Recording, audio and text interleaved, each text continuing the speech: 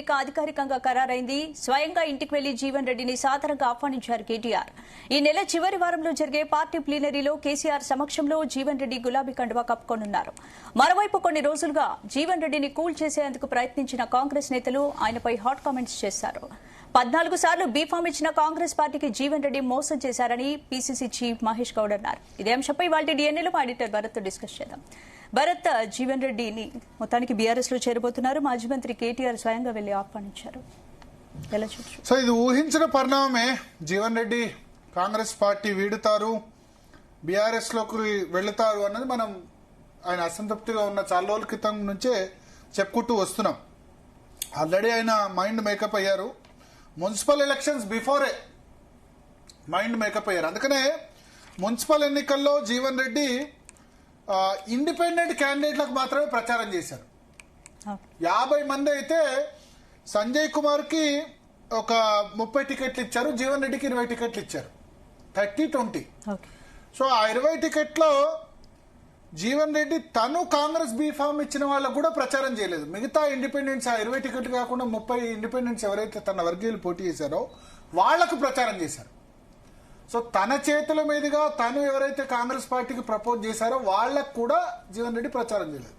But వేరే సంజయ్ కుమార్ తను 30 మంది బీఫామ్ ఇచ్చిన వాళ్ళకి ప్రచారం చేశారు, జీవన్ రెడ్డి బీఫామ్ ఇచ్చిన వాళ్ళకు కూడా ప్రచారం చేశారు.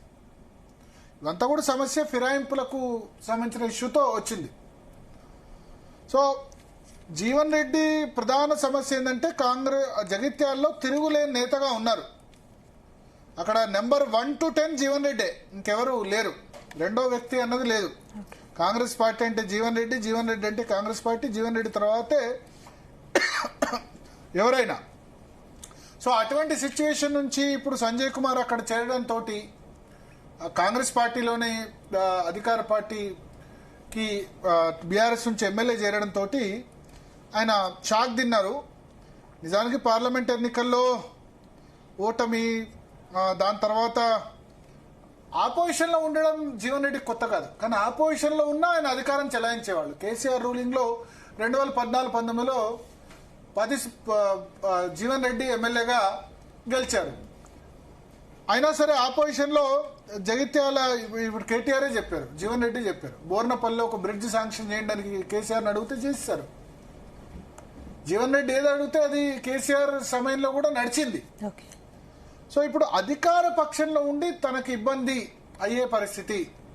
అధికార పక్షంలో బీఆర్ఎస్ నుంచి వచ్చిన ఎమ్మెల్యే జాయిన్ కావడంతో ఇప్పుడున్న పరిస్థితి వచ్చింది. దాన్ని జీవన్ రెడ్డి తట్టుకోలేకపోతున్నారు. అందువల్ల బీఆర్ఎస్ లో జాయిన్ అయ్యారు.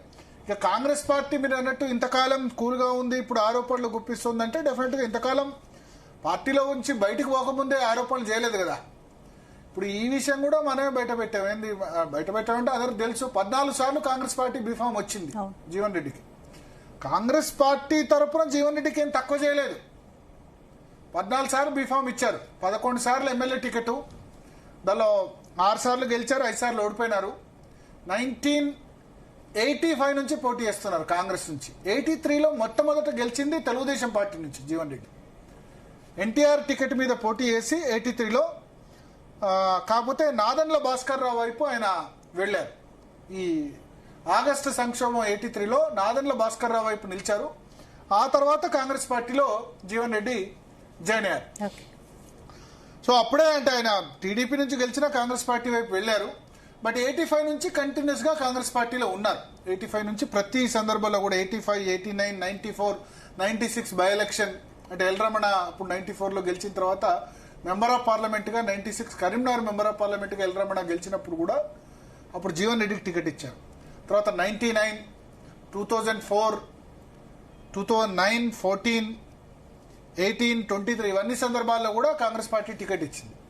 ఇక మెంబర్ ఆఫ్ పార్లమెంట్ గా కేసీఆర్ మీద 2006లో ఒకసారి, 7లో ఒకసారి, 2 సార్లు ఆయన పోటీ చేశారు.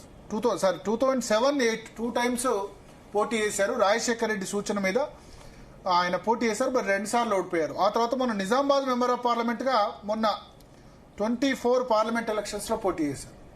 సో కాంగ్రెస్ పార్టీ 11 సార్లు అసెంబ్లీ టికెట్ ఇచ్చింది, 3 సార్లు మెంబర్ ఆఫ్ పార్లమెంట్ టికెట్ ఇచ్చింది, ఒకసారి ఎమ్మెల్సీ టికెట్ కూడా ఇచ్చింది. సో ఇప్పుడు ఫిరాయింపు రాజకీయాల్ని ఆయన వ్యతిరేకిస్తూ చేరారు. మంచి ఫిరాయింపు రాజకీయాల్ని వ్యతిరేకించడం డెఫినెట్గా స్వాగతించాల్సిందే. కానీ మరొక విషయం గుర్తుండాలి, జీవన్ రెడ్డి ఎప్పుడైతే 2024 పార్లమెంట్ ఎలక్షన్లో నిజామాబాద్ ఎంపీగా పోటీ చేసినప్పుడే ఫిరాయింపు ఎమ్మెల్యే దానం నాగేందర్కి సికింద్రాబాద్ పార్లమెంట్ సీట్ ఇచ్చింది కాంగ్రెస్ కదా. బీఆర్ఎస్లో గెలిచిన ఎమ్మెల్యేకి కాంగ్రెస్ సికింద్రాబాద్ పార్లమెంట్ సీట్ ఇచ్చింది. అప్పుడు ఆయన ఆబ్జెక్షన్ చెప్పలే. కానీ తన దాకా వస్తే కానీ తెలియదన్నట్టు సంజయ్ కుమార్ ఇక్కడ జాయిన్ కాగానే ఆబ్జెక్షన్ చెప్పారు. సో ఎప్పుడైతే సంజయ్ కుమార్ జాయిన్ అయ్యాడో అప్పటి నుంచి ఆయన ఏమంటారు అసహనం అన్నది మనం చాలా సందర్భాల్లో చూసాం. చాలా సందర్భాల్లో కాంగ్రెస్ పార్టీని, రేవంత్ రెడ్డిని, ఫిరాయింపు రాజకీయాల్ని చాలా దూయబెట్టారు. అది చాలా ఒక విధంగా మైనస్ కూడా అయింది కాంగ్రెస్ పార్టీకి. సో ఇప్పుడు అయితే నేను ఇక్కడ చెప్తాను, ఇప్పుడు జీవన్ రెడ్డి మారడం కాంగ్రెస్ కి ఎంతవరకు ఎఫెక్ట్ చూపించారు? కాంగ్రెస్ కి ఎఫెక్ట్ కంటే బీఆర్ఎస్ కు చాలా అడ్వాంటేజ్ అవుతుంది నేను అనుకుంటున్నాను. సరే, ఎందుకంటే ఉత్తర తెలంగాణలో ఒక రెడ్డి లీడర్ జీవన్ రెడ్డి అనే వ్యక్తి కాంగ్రెస్ పార్టీని పట్టుకుని ఇన్ని సంవత్సరాలు ఉన్న వ్యక్తి, ఉత్తర తెలంగాణలో ఒక రెడ్డి లీడర్, ఒక రైతు నేత. జీవన్ రెడ్డి రైతు నేత. ఎందుకంటే సిటీలో ఎప్పుడు టౌన్లో మెజార్టీ రాదు జీవన్ రెడ్డికి, రూరల్ ఏరియాలో మెజార్టీ వస్తుంది. సో రైతుల పర్సెప్షన్లో ఆ కరీంనగర్ కానీ, మిగతా ఆదిలాబాద్ కానీ, నిజామాబాద్ ఏరియాలో, ఒక జగిత్యాల కానీ మిగతా అన్ని చోట్ల ఏ జిల్లాలో బలం పెరిగే అవకాశం ఉంది బీఆర్ఎస్ కి జీవన్ రెడ్డి? అంటే నేనేమంటానంటే ఇప్పుడు ఆయన ఒక రైతు నేత జాయిన్ కావడం అడ్వాంటేజ్ కదా, రైతులకు సంబంధించిన సమస్యల మీద మాట్లాడే వ్యక్తి కదా. Is not a urban leader అనో అదోనో అనలేదు. క్రాప్ పంటలకు సంబంధించి అయినా, రైతులకు సంబంధించి అయినా ఒక తురుపు ముక్కగా యూజ్ చేసుకోవచ్చు కదా. అందుకని సెక్రటరీ జనరల్ పదవి ఆయనకు ఆఫర్ చేసింది. సో కరీంనగర్ ఉమ్మడి జిల్లాలో డెఫినెట్గా బలం ఉంటుంది. అయితే జగిత్యాల్లో సెట్ బ్యాక్ అవుతుందా? జగిత్యాల కంటే ఎక్కువ ఓవరాల్గా ఉమ్మడి కరీంనగర్ జిల్లాలో ఇప్పుడు బీఆర్ఎస్ గడ్డు పరిస్థితి ఎదుర్కొంటుంది. పార్లమెంట్లో 8 సీట్లకు 0 సీట్లు వచ్చాయి. జూబ్లీహిల్స్ బై ఎలక్షన్ ఓడిపోయినారు. మున్సిపల్ ఎలక్షన్లో మంచి రిజల్ట్ రాలేదు. ఇటువంటి పరిస్థితిలో ఇంత నెగటివ్ టైంలో కూడా జీవన్ రెడ్డి ఇంకా 2.5 సంవత్సరాల టర్మ్ పెట్టుకొని, ఇంకా 2.5 సంవత్సరాల అధికారం పెట్టుకొని కూడా బీఆర్ఎస్లో జాయిన్ అయినాడంటే రాబోయేది బీఆర్ఎస్ ప్రభుత్వం అని బీఆర్ఎస్ నేతలు చెప్పుకునేందుకు ఈ పాయింట్ ఉపయోగపడుతుంది, ఏది జీవన్ రెడ్డి జాయినింగ్ అన్నది. సో ఒక పర్సెప్షన్ గేమ్. రెండోది, ఒక రెడ్డి నేత. కాంగ్రెస్ పార్టీ అంటే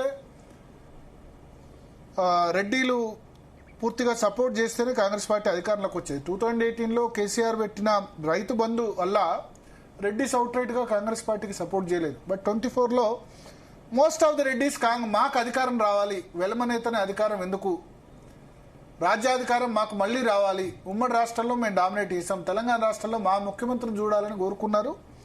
అది రేవంత్ రెడ్డి రూపంలో అయింది. ఇప్పుడు రెడ్డిలు ఎంత మేరకు సాటిస్ఫై ఉన్నారు ఈ గవర్నమెంట్ మీద?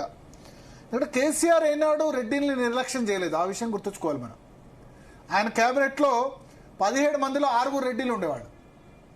ఇంద్రకరణ్ రెడ్డి, సబితా ఇందారెడ్డి, జగదీశ్వర్ రెడ్డి, ఇట్లా మహబూబ్నగర్లో నిరంజన్ రెడ్డి, ఇట్లా చాలా మంది రెడ్లను ఆయన కేబినెట్లో పెట్టుకున్నారు. ఈవెన్ ఇప్పుడు కాంగ్రెస్ గవర్నమెంట్లో కూడా 4 రెడ్లే ఉన్నారు కేబినెట్లో out of 17. Revanth Reddy, Uttam Kumar Reddy, Ponguleti Srinivas Reddy, Komatireddy Venkatareddy. But BRS గవర్నమెంట్లో 6 రెడ్లు ఉన్నారు. రెడ్లను నిర్లక్ష్యం చేయకపోయినా రెడ్డిస్ ఆర్ సో పవర్ఫుల్, ఎందుకంటే 43 మంది ఎమ్మెల్యేలు శాసనసభలో ఉన్నారు. కాబట్టి ఒక రెడ్డి నేత ఉత్తర తెలంగాణ జిల్లాకు సంబంధించి, ఎందుకంటే ఉత్తర తెలంగాణలో బీఆర్ఎస్ అంత బ్యాడ్గా ఓడిపోలేదు. దక్షిణ తెలంగాణలో మహబూబ్నగర్లో 14కు 12 సీట్లు కాంగ్రెస్ వచ్చాయి, బీఆర్ఎస్ 2. ఖమ్మంలో 10కి 9 కాంగ్రెస్కి వచ్చాయి, 1 బీఆర్ఎస్. నల్గొండలో 12కు 11 కాంగ్రెస్ వచ్చాయి, 1 మాత్రమే బీఆర్ఎస్. దక్షిణ తెలంగాణలో ఓడిపోయింది. ఉత్తర తెలంగాణలో కొంచెం పర్లేదు పర్ఫార్మెన్స్. కరీంనగర్లో 5 గెలిచింది, అంత వరస్ట్ పర్ఫార్మెన్స్ ఏం లేదు. హైదరాబాద్లో బాగుంది, ఉత్తర తెలంగాణలో కొంచెం బాగానే ఉంది. సో ఉత్తర తెలంగాణలో ఒక రెడ్డి నేత వచ్చి జాయిన్ కావడం అన్నది డెఫినెట్గా బీఆర్ఎస్కు సానుకూల పరిణామం. దీన్ని కాంగ్రెస్ జగిత్యాల్లో ఏదో నష్టం, ఇప్పుడు జీవన్ రెడ్డి ఇండిపెండెంట్గా క్యాండిడేట్స్ దింపినా జగిత్యాల్లో క్లియర్ మెజార్టీ కాంగ్రెస్ పార్టీకి వచ్చింది. జగిత్యాల్లో నష్టం కాదు, కానీ ఒక రైతు నేత, ఒక రెడ్డి లీడర్ను పోగొట్టుకున్నారన్నది అవుతుంది. ఇక రేవంత్ రెడ్డి మీద జీవన్ రెడ్డి చేసే విమర్శల్ని ప్రజలంతా సీరియస్గా తీసుకుంటారని నేను అనుకోను. ఎందుకంటే అధికారంలో పార్టీలో ఉన్నప్పుడు ఒకలా, ఇప్పుడు పార్టీ నుంచి బయటకు వెళ్తే ఒకలా బిహేవ్ చేస్తే ప్రజలు పెద్దగా నమ్మరు. బట్ ఒక పర్సెప్షన్, ఒక బిగ్ రెడ్డి లీడర్, రైతు నేత జాయిన్ కావడం, రాబోయే 2 సంవత్సరాలు ఆయన ఇక బీఆర్ఎస్కి అనుకూలంగా మాట్లాడతారు, ఫార్మర్స్ ఇష్యూస్ ఇవన్నీ కూడా. సో ఆ పర్సెప్షన్లో మరి ఇంత గడ్డు కాలంలో కూడా బీఆర్ఎస్లో ఎందుకు జాయిన్ అవుతున్నారు అన్నది కొంత అడ్వాంటేజ్ బీఆర్ఎస్కి అయ్యే అవకాశం ఉంది. బట్ ఆల్రెడీ స్టార్ట్ చేశారు. ఏది మహేష్ కుమార్ గౌడ్ ఆల్రెడీ మనం ఒక నెల క్రితం చెప్పింది 14 సార్లు మేము కాంగ్రెస్ పార్టీ బీఫామ్ ఇచ్చాం, అంతకంటే ఎక్కువ ఏం చేయాలి మేము జీవన్ రెడ్డికి అని చెప్పి ఆల్రెడీ కాంగ్రెస్ స్టార్ట్ చేసింది. సో ఇంకా ఆయన రేవంత్ రెడ్డిని తిడితే మళ్ళీ కాంగ్రెస్ వాళ్ళు కూడా ఏం తక్కువ చేయరు కదా, మళ్ళీ వాళ్ళు కూడా తిడుతూనే ఉంటారు. అయితే కేసీఆర్తో మంచి రిలేషన్ ఉంది జీవన్ రెడ్డికి, అంత పర్సనల్ వ్యక్తిగత ఎనిమాసిటీ ఏం లేదు. రాజశేఖర రెడ్డి కోసం మంత్రి పదవి కోసం అప్పుడు జాయిన్ అయినా వ్యక్తిగతంగా మంచి సంబంధాలే ఉన్నాయి. జీవన్ రెడ్డిని అంటే కేసీఆర్ రెస్పెక్ట్ చేశారు, కేసీఆర్ అంటే జీవన్ రెడ్డి రెస్పెక్ట్ చేశారు. సో చూడాలి. అంటే ఇప్పుడు రెడ్డి కన్సాలిడేషన్ 2024లో కాంగ్రెస్ టువర్డ్స్ జరిగింది. కానీ ఇప్పుడు ఎంత మేరకు ఇది రెడ్డి సామాజిక వర్గంలో లేదా తెలంగాణలో ఏంటంటే మున్నూరు కాపు బలిస్తే రెడ్డి అవుతాడంటారు. సో మున్నూరు కాపు సంబంధించి కూడా కొంత దాదాపు 300 కాపులు కన్వర్ట్ అయ్యి రెడ్డిలైన పరిస్థితి కూడా ఉంది. అంటే క్రమంగా బలపడితే కనుక కాపు బలిస్తే రెడ్డి అవుతాడు అన్నట్టు. దీని మీద ఏ విధంగా ఉంటుంది, రైతులకు సంబంధించి ఈక్వేషన్ ఎట్లా ఉంటుంది, రాబోయే 2.5 సంవత్సరాలు ఆయన ఏం మాట్లాడతారు, బీఆర్ఎస్లో ఇంపార్టెన్స్ ఇస్తారా? ఎందుకంటే జాయిన్ చేసుకొని ఒట్టిగా కూర్చోబెడితే కాదు, అంతే కదా, జీవన్ రెడ్డి లాంటి అవుతారు. బీఆర్ఎస్లో ఎవరైనా సరే కేసీఆర్, కేటీఆర్, హరీష్ రావు తర్వాతే. సో ఆయన మేరకు ఎంత మేరకు ఇంపార్టెన్స్ ఇస్తారు అన్నదాని మీద ఆధారపడి ఉంటుంది. మాట్లాడదాం. మనతో పాటు అడ్వకేట్ శరత్ గారు జాయిన్ అవుతున్నారు, అదేవిధంగా భారతీయ జనతా పార్టీ నుంచి సంగప్ప గారు జాయిన్ అవుతున్నారు, తిరుపతి రెడ్డి గారు బీఆర్ఎస్ నుంచి జాయిన్ అవుతున్నారు. శరత్ గారు, సో మనం ముందు ప్రెడిక్ట్ చేసిందే అదే జరగబోతుంది, బీఆర్ఎస్ లో జాయిన్ అవుతున్నారు. ఇది ఇప్పటిదప్పటిది కాదు, ఒక 6 నెలల నుంచి వేస్తున్న స్కెచ్చే ఇవాళ బయటకు వచ్చింది అంతే. ఇంపాక్ట్ ఎట్లా ఉంటుంది దీని ఇంపాక్ట్? సార్ ఇప్పుడు కొన్ని రాజకీయ కోణాలలో కొంత నిశ్చితంగా పరిశీలించాలి సార్. చేరే వ్యక్తి ఎవరు, ఆయన వల్ల ఏం జరుగుతుంది, ఆయన ఇంతకు ముందు ఎన్ని యుద్ధాలు గెలిచినాడు, ఎన్ని యుద్ధాలు ఓడిపోయినాడు, తర్వాత ఆయన ఎక్కడ చేరుతున్నాడు అనే దాన్ని బట్టి పొలిటికల్ క్యాలిక్యులేషన్స్ ఉంటాయి సార్. జీవన్ రెడ్డి ఒక ఎమోటివ్ ప్లాంక్ లో ఒక ఇష్యూ మీద ఫైట్ చేసిన ఫైటర్ కాదు. ఎప్పుడు కూడా ఫలానా ఇష్యూ, రైతు భరోసా అనే ప్రోగ్రాం పెట్టినాము, అది మన ఎలక్షన్ మేనిఫెస్టోలో ఉంది. రైతు భరోసా ఇవ్వలేదు, మీరు రైతు బంధు ఇవ్వడానికి కూడా సకలంగా కష్టపడుతున్నారు. గత ప్రభుత్వంలో కేసీఆర్ ప్రవేశపెట్టిన వెల్ఫేర్ స్కీమ్స్ అన్నిటినీ రేవంత్ రెడ్డి డైల్యూట్ చేస్తున్నాడు. కాళేశ్వరం ప్రాజెక్టు బహుళ ప్రయోజనాలకు ఉపయోగపడే ప్రాజెక్టు కేవలం కేసీఆర్ మీద ఉన్న వ్యక్తిగతమైన కక్షతోనే ఆ ప్రాజెక్టులో జరిగినటువంటి రిపేర్ వర్క్ చేయట్లేదు. ఇట్లాంటి ఎమోషనల్ ప్లాంక్స్ తో ఆయన కనుక రేవంత్ రెడ్డికి అగేనిస్ట్ గా కొట్లాడి పొలిటికల్ గా విభేదాలు తెచ్చుకొని అప్పుడు ఆయన రేవంత్ రెడ్డిని వదిలెట్టి బీఆర్ఎస్ లో చేరితే బీఆర్ఎస్ పార్టీకి ఏదైనా బెనిఫిట్ జరిగేది. అయితే ఇప్పుడు ఎట్లుందంటే పరిస్థితి, ఇది ఒక అంటే జీవన్ రెడ్డి కేవలము వ్యక్తిగత స్వార్థానికే రాజకీయంగా కాంగ్రెస్ పార్టీని వదిలెట్టినాడు అనేది 100% అది వాస్తవం. ఎందుకంటే కాంగ్రెస్ పార్టీ ఆయనకు బ్రహ్మాండమైన అవకాశాలు ఇచ్చింది సార్. అంటే నేను జర్నలిస్ట్ గా ఉన్నప్పుడు, నేను నాదెళ్ల భాస్కర్ రావు ఇన్సిడెంట్ అప్పుడు ఈ జీవన్ రెడ్డిని తర్వాత వీళ్ళందరినీ చూసిన చాలా మందిని, అంటే ఎవరెవరైతే నాదెళ్ల భాస్కర్ రావు తరఫున పోయినారో వీళ్ళు మంత్రివర్గంలో స్థానం సంపాదించినారో, తర్వాత ఎన్టీఆర్ వీళ్ళ పట్ల ఎంత ఆప్యాయతతో ఎంత ప్రేమానురాగాలతో ఉండేవాడు, జీవన్ రెడ్డిని గాని జానారెడ్డిని గాని ఇతరుల పట్ల ఎంత గౌరవంగా ఉండేదని చూసిన వ్యక్తిని. కాబట్టి ఆనాడు ఎన్టీఆర్ కు కూడా ఇదే రీతిలో మోస్తరులో లోపల ద్రోహం చేసేసి ఎన్టీఆర్ ఒకసారి ఒక శపథం తీసుకున్నాడు. ఏమని? ఎవరెవరైతే పార్టీ మారినారో మళ్ళా వీళ్ళ ముఖాల్ని నేను అసెంబ్లీలో చూడా అని రాష్ట్ర శాసనసభను రద్దు చేసి 1985లో ఎలక్షన్స్ కు పోయినారు. ఎక్సెప్ట్ రాంభూపాల్ చౌదరి, ఎవ్వడు కూడా నాదెళ్ల భాస్కర్రావు పక్షాన పోయినా ఏ ఒక్కడు కూడా మళ్ళీ అసెంబ్లీకి తిరిగి రాలేదు సార్. వీళ్లకు విధి లేక కాంగ్రెస్ పార్టీలో చేరినారు, కాంగ్రెస్ పార్టీలో కొనసాగినారు, రకరకాల కారణాల వల్ల ఉన్నారు. ఇతను ఎప్పుడు ఒక పర్టికులర్ కాజ్ మీద కొట్లాడిన ఫైటర్ కాదు. కాబట్టి జీవన్ రెడ్డి చేరిక అంటే ఇప్పుడు బీఆర్ఎస్ వాళ్ళ పరిస్థితి ఎట్లాంటి దుస్థితిలో ఉందంటే వాళ్ళు ఇంకా కోలుకోలేకపోతున్నారు అనమాట. అంత ఇప్పుడు కాంగ్రెస్ ప్రభుత్వం మీద గొప్ప మెరుగైన ప్రజాభిప్రాయం లేదు. కాంగ్రెస్ అంటే రేవంత్ రెడ్డి పాలన అతి దుర్మార్గంగా ఉంది, అవినీతి విలయ తాండవం ఆడుతుంది. తర్వాత సంక్షేమ కార్యక్రమాలు ఏవేళ అమలు జరగట్లేదు. పెద్దగా పేరుకు గొప్పగా చెప్పుకోవడానికి ఓన్లీ ఫ్రీ బస్ జర్నీ అనేది ఒకటి, కరెంట్ సప్లై ఒకటి పూర్ పర్సన్స్ కి, ఇట్లాంటి ఏవో 2-3 మాటలు తప్ప మిగతా దాంట్లో ఎక్కడ కూడా అసలు పరిపాలన యొక్క ప్రభావం జనాల మీద లేదు. కాకపోతే బీఆర్ఎస్ ఆ అవకాశాన్ని అందిపుచ్చుకొని మేం చెయ్యగలము అనేటువంటి నమ్మకము ఇంకా కూడా బీఆర్ఎస్ తెలంగాణ ప్రజల్లో కల్పించలేకపోతుంది. అందుకే ఇష్టం ఉన్నా లేకున్నా మళ్ళా మన మున్సిపల్ ఎలక్షన్స్ లో, పంచాయత్ ఎలక్షన్స్ లో కాంగ్రెస్ కు మద్దతు ఇచ్చినారు.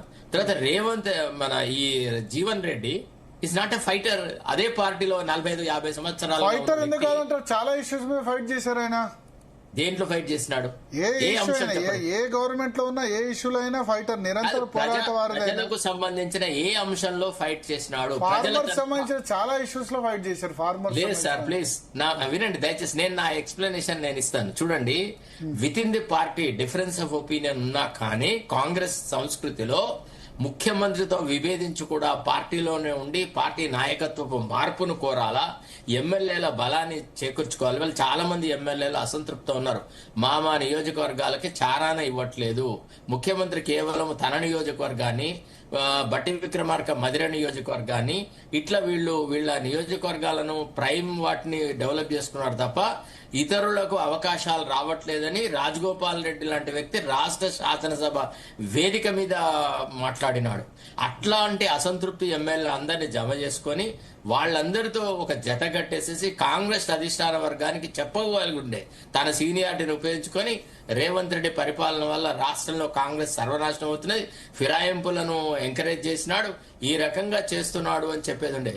తర్వాత మీరు ఒక్కటి గమనించండి, ఎంపీ టికెట్ ఇస్తే ఎంపీ టికెట్ ఓడిపోయినాడు, ఎమ్మెల్యే టికెట్ ఇస్తే ఎమ్మెల్యేలు ఓడిపోయినాడు. ఏం పెద్ద గుర్రాలు పడేసిన మొగరగాడండి ఇది ఏజా? This life? చెప్పండి ఒక మాట. రాజకీయాలలో ఒక పార్టీని వాడుకొని చాలా సార్లు అధికారంలో ఉన్న వ్యక్తి తుచ్చమైనటువంటి ఒక్క అవకాశం తనకు దొరకనందుకు ఆయన ఏమన్నాడు? నాకు మంత్రి పదవి ఎందుకు ఇవ్వద్దు, పోచారం శ్రీనివాసరెడ్డికి అగ్రికల్చర్ డిపార్ట్మెంట్ కి అడ్వైజర్ గా ఎట్లిస్తారు, ఆయనకి ఎట్లా కేబినెట్ హోదా కల్పిస్తారు, సుదర్శన్ రెడ్డికి ఎట్లా ఇస్తారు. ఇదే కదా ఈయన ఏడుపు. ఇంతకంటే ఏమైనా ఉందా? ప్రజా ప్రయోజనాలకు సంబంధించి ప్రజలకు సంబంధించిన ఏ అంశంలో ముఖ్యమంత్రిని నిలదీసినాడు? ఆయన ఎమ్మెల్సీగా ఉండే కదా పార్టీ గవర్నమెంట్ వచ్చిన తర్వాత. మరి పోని శాసన మండలిలో ఎప్పుడన్నా మనం ఇంత పెద్ద ఎలక్షన్ ప్రణాళిక పెట్టినాము, మేనిఫెస్టో తీసుకువచ్చినాము, ఈ అంశాల మీద ఇప్పటి వరకు ప్రాథమికంగా మీరే చర్యలు చేపట్టలేదు. పార్టీ ఫిరాయింపులు పార్టీకి సర్వనాశనం చేస్తున్నాయి, దీనివల్ల పొలిటికల్ కల్చర్ సర్వనాశనం అవుతుందని శాసన మండలి వేదిక మీద ఎందుకు మాట్లాడలేదండి? మొట్టమొదటిసారిగా మేమందరం మొత్తుకున్నప్పుడు కూడా జీవన్ రెడ్డి మౌనంగా ఉన్నాడు. అంటే తనకు అవకాశం వస్తుంది, ఏ కార్పొరేషన్ చైర్మన్ అదో ఇదో వస్తుందన్న ఆశలో ఎదురు చూసి ఆయన ఆశలు అడియాసలు అయిన తర్వాత కేవలం రేవంత్ రెడ్డి మీద ఉన్న అక్కస్తోనే బీఆర్ఎస్ లో చేరుతున్నాడు. బీఆర్ఎస్ లో మరి ఒక్కటి, ఇప్పుడు ఇంత స్వేచ్ఛా స్వతంత్రాలు అనుభవించిన వ్యక్తి, ఇంత సీనియర్ నాయకుడిని బీఆర్ఎస్ అనే చెంబులో ఎట్లా కాపాడతామండి? ఈయన ఒక తిమింగలంగలాగా ఎదిగినాడు రాజకీయాలలో. ఇప్పుడు పోయి ఆ చిన్న పొలిటికల్ పార్టీలో, కుటుంబ పార్టీలో, ఫ్యామిలీ రూల్ ఉన్న పార్టీలో ఎట్లా నెగ్గగలుగుతాడు? ఆయన పోయి భారతీయ జనతా పార్టీలో చేరితే నేను అప్రిషియేట్ చేస్తున్నాను. Right, yes, exactly. From one national party he's joining another national party, maybe because of his seniority, because of his experience అనే ఒక యాంగిల్ ఆలోచించేవాడు. కానీ బీఆర్ఎస్ లో ఏముంటదండి? మళ్ళా రేపు కేటీఆర్ కి చెంచా కొట్టాలి, హరీష్ రావుకి చెంచా కొట్టాలి, అందరికి వాళ్ళే నలుగురు దొరలతోనే ఆ 4 పత్తాల ఆటే అక్కడ నడుస్తూ ఉంటది. ఒక్క నిమిషం సార్, బీజేపీలో చేరితే రియల్ ఫైటర్ అవుతారా? నా మాట BRS వినండి సార్, ప్లీజ్. కావాలి. మీరు మాట్లాడదు సార్, తర్వాత మాట్లాడదాం, మనం డిస్టర్బ్ చేసుకోవాలి. అరే, సరే. నేను అనేది ఏంటంటే ఒక నేషనల్ పర్స్పెక్టివ్ గల వ్యక్తి కదా, కేసీఆర్ కి అగేనిస్ట్ గానే కొట్లాడినాడు. జీవన్ రెడ్డిని గెలిపించడానికి రాజశేఖర్ రెడ్డి ఎంత కృషి చేసినాడు అనే దానికి మేము సజీవ సాక్షులం సార్. ఆనాడు జరిగిన లొల్లిలో మేమంతా అక్కడే ఉన్నాం కదా. జీవన్ రెడ్డిని గెలిపించడానికి ఎంత కృషి చేసినాడు. అసలు కేసీఆర్ ను ఓడించాలన్న ఏకైక లక్ష్యంతో జీవన్ రెడ్డిని తీసుకొని వచ్చి పెట్టినాడు. అసలు చాలా చావుదప్పి కన్నులొట్టబోయినట్టే కేసీఆర్ గెలిచినాడు. అట్లాంటి వ్యక్తి ఇవాళ మళ్ళా కేసీఆర్ దగ్గర కేసీఆర్ కటౌట్ కింద నిలబడాలి, కేసీఆర్ వాళ్ళు టికెట్ ఇస్తే అక్కడ రేపు గెలవాలి ఎవడని అంత అవుతుంది. ఆయన కుటుంబ అవసరాలు, ఆయన కోడలికి ఎమ్మెల్యే టికెట్ కావాలి, ఈయనకు అక్కడ గుర్తింపు తగ్గింది కాబట్టి ఆయన వచ్చి బీఆర్ఎస్ లో చేరినాడు. ఆయన వల్ల ఏం జరగదు, ఒక సున్నా ఇంకో సున్నాను గుణించినట్టే తప్ప ఏంటిది ఎప్పుడు మార్పు వస్తుంది అని అంటే బీఆర్ఎస్ సంస్థాగతంగా మారాలి, బీసీ ఎస్సీ ఎస్టీల ప్రాధాన్యత పెరగాల, తర్వాత ఇతర నాయకులు అంటే రీజనల్ లెవెల్ లోపల మంచి కార్యకర్తలకు మంచి నాయకులకు ప్రాధాన్యత ఇవ్వాలి. ఇంకా కూడా ఎవడైతే ప్రజలను పీడించినాడో, ఎవడైతే ప్రజలను నానా యాతనలు పెట్టినారో వాళ్ళ నేతృత్వంలోనే బీఆర్ఎస్ పార్టీ నడుస్తుంది. తర్వాత బీఆర్ఎస్ లో ఏ అవకాశం ఎవరికి రాదు. ఇప్పుడు చూడండి ఒక మాట, ఆయనకి సెక్రటరీ జనరల్ ఎందుకు, పార్టీ వర్కింగ్ ప్రెసిడెంట్ మన అంత సీనియారిటీని గుర్తించిన వాడు అవుతాయి కేసీఆర్ ఎందుకు ఇవ్వడు? ఎక్కడైనా మళ్ళా అంతే, blood is thicker then water sir. అది ఒక క్యాస్ట్ ఓరియంటెడ్ పార్టీ. బీఆర్ఎస్ లో జీవన్ రెడ్డి గారు లాంటి వ్యక్తి ఇమడము కష్టము. ఇమిడిన 4 రోజుల తర్వాత కాంగ్రెస్ లాగా వాతావరణం లేదనుకొని మళ్ళా బయటకు వచ్చినా ఎవడు ఏం పెద్దగా ఆశ్చర్యపడాల్సిన అవసరం లేదు. జీవన్ రెడ్డి వల్ల బీఆర్ఎస్ పార్టీకి నయా పైసా ప్రయోజనం జరగదు, అది కాదు కూడా. This is my opinion about Jeevan Reddy. ఆయన తను అంటే అంత కాలము తపస్యగా ఒక పార్టీలో ఉండి క్రమశిక్షణగా పార్టీ కార్యకర్తగా పనిచేసిన వ్యక్తికి పార్టీ ద్రోహం చేసిందని మాత్రం ఎవడనడు. కాంగ్రెస్ పార్టీని ఇంకేదైనా అనొచ్చు కాక, ఏమని రేవంత్ రెడ్డి వైపు మొగ్గు చూపుతున్నదని, రేవంత్ రెడ్డి దుష్పరిపాలనకు అడ్డు లేదు, ఆటంకాలు లేదు, ఇట్లాంటి ఎన్నన్నా అనొచ్చు. కానీ జీవన్ రెడ్డిని వ్యక్తిగతంగా చూసినప్పుడు, కాంగ్రెస్ పార్టీ ఆయనకి ఇచ్చిన ప్రాధాన్యతను చూసినప్పుడు జీవన్ రెడ్డికి కాంగ్రెస్ పార్టీ అన్యాయం చేయలేదు. కాగా జీవన్ రెడ్డి ఇప్పుడు తన వ్యక్తిగత అవసరాలకు, తన స్వార్థం కోసమే పార్టీ మారి ఈ పెద్ద వయసులో ఇట్లాంటి తుచ్చమైన పని చేస్తాడని నేను ఊహించలేదు. దానివల్ల మరి ఏం ప్రయోజనం ఆయన ఆశించి చేరుతున్నాడో 4 రోజుల తర్వాత మీకు తెలుస్తుంది. 4 రోజుల తర్వాత కేసీఆర్ దగ్గర చేరినాడే వాల్యూ ఉంటుంది. ఏ వ్యక్తినైనా మొట్టమొదటిసారి చూసినప్పుడు ప్రాధాన్యత ఉంటే 2వ రోజు నుంచి జీవన్ రెడ్డికి అపాయింట్మెంట్ కూడా దొరకదు. కావాలంటే స్టాంప్ కాగితం రాసిస్తాను. ఓకే భారతి గారు. కత్తి వెంకటస్వామి గారు, రేవంత్ రెడ్డి పాలన కంటే కేసీఆర్ పాలన చాలా బాగుందన్నారు జీవన్ రెడ్డి. అంటే మీరు వెళ్ళి కూడా కలిసారండి, మధ్యలో వెళ్ళి మీరు మాట్లాడే ప్రయత్నం కూడా చేశారు. మాట్లాడాను, చాలా విషయాలు మాట్లాడారు. అప్పుడు ఇదంతా చర్చ అంటే ఇప్పుడు వారి వ్యక్తిగతమైనటువంటి అసంతృప్తి తప్పితే పార్టీ పరమైనటువంటి ఆయనకు అన్యాయం జరిగిందని లేకపోతే ఇంపార్టెన్స్ ఇవ్వలేదు ఎక్కడా లేదు. అది కూడా నేను ఎక్స్ప్లెయిన్ చేసిన. కొంచెం ఓపిక పట్టండి అని కూడా నేను చెప్పాను. ఈ 5 రాష్ట్రాల ఎలక్షన్ దాకా మీరు ఆగండి అన్న. మేము అంటే నేను స్వయంగా అధిష్టానం పెద్దలతో మాట్లాడి వారి దగ్గరికి వెళ్ళాను. అధిష్టాన పెద్దలు కూడా వారు చెప్పింది ఏంటంటే, అంటే మా గుడ్ లుక్స్ లో జీవన్ రెడ్డి గారు ఉన్నారు, సో కొద్దిగా ఓపిక పట్టమని అడిగినారు. ఓపిక పట్టాల్సింది జీవన్ రెడ్డి గారు. పోయిపోయి నేను శరత్ అన్నతోటి మాత్రం 100% ఏకీభవిస్తున్నా. పోయిపోయి ఆయన కేసీఆర్ దగ్గర చేయడం, నేను ఆయనకు చెప్పింది ఒకటే, అన్న మీరు టాప్ 10 లో టాప్ 5 లో కాంగ్రెస్ పార్టీకి సంబంధించి ఒక టాప్ 10 తీసినా టాప్ 5 తీసినా, రాష్ట్ర వ్యాప్తంగా ఒక టాప్ 5 లీడర్స్ తీసినా దాంట్లో మీరు ఉంటారన్న. ఇప్పుడు don't become a subordinate to the KCR subordinate కావడానికి మీరు ప్రయత్నం చేయొద్దు. మీరు ఇండిపెండెంట్ గా మీరు ఎంతైనా కొట్లాడండి, పార్టీలో మనకు స్వేచ్ఛ ఉంది. వారు ఒక రకమైనటువంటి అంటే భవిష్యత్తు తనకు లేదు కాంగ్రెస్ పార్టీలో అనుకున్నారు, కానీ అది తప్పు అంచనా. సో ఆయనకు ఎవరు సలహా ఇచ్చిల్లో కానీ వారికి పూర్తి అయినటువంటి గౌరవం ఇచ్చింది.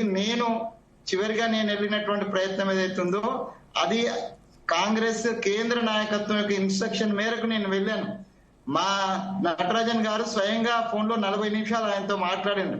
సో మేమేమి తక్కువ ఎఫర్ట్ పెట్టి వారిని వదులుకోవడం. మీ ఫోన్ నుంచే మాట్లాడారు? లేదండి, ముందు రోజు నేను పోయే ముందు అంటే నాకు ముందు రోజు చెప్పింది ఆమె, నేను మాట్లాడినాక మీరు మీరు మీరు పోతారని వ్యక్తిగత చెప్పారు. స్థాయిలో పోయినారా లేకపోతే కాంగ్రెస్ పార్టీ మీనాక్షి నటరాజన్ వెళ్ళమంటే వెళ్ళారు? స్థాయిలోనే పోయినా, నేను వ్యక్తిగత స్థాయిలో ఏం పోలేదు. నేను ఆ జిల్లా ఇన్ఛార్జ్ కూడా అబ్జర్వర్ గా ఉన్నా నేను. సో వ్యక్తిగత స్థాయిలో ఏం పోలేదు. నేను అధిష్టానం ఆదేశం మేరకే కేంద్ర రాష్ట్ర అధిష్టానం యొక్క రాష్ట్ర నాయకత్వం, కేంద్ర నాయకత్వం యొక్క సూచన మేరకే వెళ్ళాను. ఆ సూచనలన్నీ వారికి చెప్పాను. దాని తర్వాత ఫాలో అప్ లో ఈవెన్ వంశీ చంద్రరెడ్డి గారు డీల్ చేసినారు. తర్వాత మీకు తెలుసు బహిరంగంగా మా మంత్రులు కూడా వెళ్ళినారు. అందరం మేము ప్రయత్నం చేసినారు. కాకపోతే వారు మొండి పట్టు పట్టినారు. వెళ్ళిపోవాలనేటువంటి కంక్లూజన్ ముందు వచ్చేసి తర్వాత ఇదంతా చేయడం అనేది కరెక్ట్ కాదు. వారు తీసుకున్న ఇప్పుడు తీసుకోబోయే నిర్ణయం కూడా అశనిపాతం. ఎందుకంటే నాకు తెలుసు కేసీఆర్ గురించి, నేను ఆయన సహచరుడిగా పనిచేసిన ఉద్యమ సహచరుడిగా కేసీఆర్ కు నేను చాలా దగ్గర. జీవన్ రెడ్డి గారి కంటే నేను చాలా దగ్గర కేసీఆర్ గారికి. సో నేను పనిచేసి వచ్చిన ఆయన సంగతి తెలుసు. నేను ఆ రోజు కూడా చెప్పిన, కేటీఆర్ ఇంటికి వస్తే లేకపోతే అరవింద్ ఇంటికి వస్తే అట్లా నమ్మి పోకండి అన్న, మీరు ఆగండి అని చెప్పినాము. బట్ వారు ఆ నిర్ణయం తీసుకున్నారు, దురదృష్టకరం. డెఫినెట్ గా కాంగ్రెస్ పార్టీ కూడా కొంత ఒక బాధాకరమైనటువంటి సన్నివేశమే.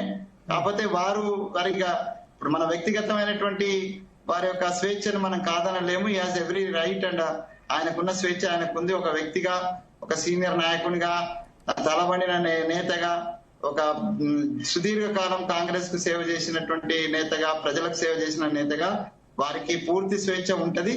వారి విజ్ఞతకే వదిలేయాల్సింది. ఇప్పుడు భవిష్యత్తు ఎట్లా ఉంటది అనేటువంటిది నేను దాని మీద I don't want to comment. But మాకు బాధాకరమే జీవన్ రెడ్డి గారు పోవడం, బాధాకరంగానే మేము భావిస్తున్నాం. సో వారి వ్యక్తిగతంగా చూసినప్పుడు, నేను వ్యక్తిగతంగా చూసినప్పుడు పార్టీ ఫిరాయింపుల వల్ల పోయినారు ఆయన. పార్టీ ఫిరాయింపులు ఎందుకు ఎంకరేజ్ చేశారు మరి? ఎస్ అది ప్రధాన అంశం. అది కూడా చెప్పినాం. అయితే పార్టీ ఫిరాయింపుల విషయంలో కూడా నేను క్లారిటీ ఇచ్చాను. నేను వారికి సంబంధించి స్వయంగా అక్కడున్న సంజయ్ పార్టీ ఫిరాయింపులు రాహుల్ గాంధీ నిర్ణయమా, రేవంత్ రెడ్డి ఇక్కడ లోకల్ నిర్ణయమా? అంటే రెండు ఉన్నాయండి, ఎవరిని కాదని లేము. సమిష్టి నిర్ణయమే. ఆడ కేంద్రం మరి ఎందుకు మరి రాజ్యాంగం అని బుక్ పెట్టుకొని ప్రతిసారి రాజ్యాంగం అని చెప్తూ పార్టీ ఫిరాయింపులు మీరు అధికారంలోకి వస్తే చట్టం మారుస్తామని చెప్పి ఎందుకు? అది జీవన్ రెడ్డి గారు లేవనెత్తిన ఒక ప్రధాన అంశము. అది చాలా విలువైనటువంటి చర్చ. అది రాహుల్ గాంధీ గారు కూడా ఈ రకమైనటువంటి, నేను ఇంతకు ముందు కూడా మీ టీవీలో చెప్పినా, మీ దగ్గర చెప్పినట్టు నాకు గుర్తుంది.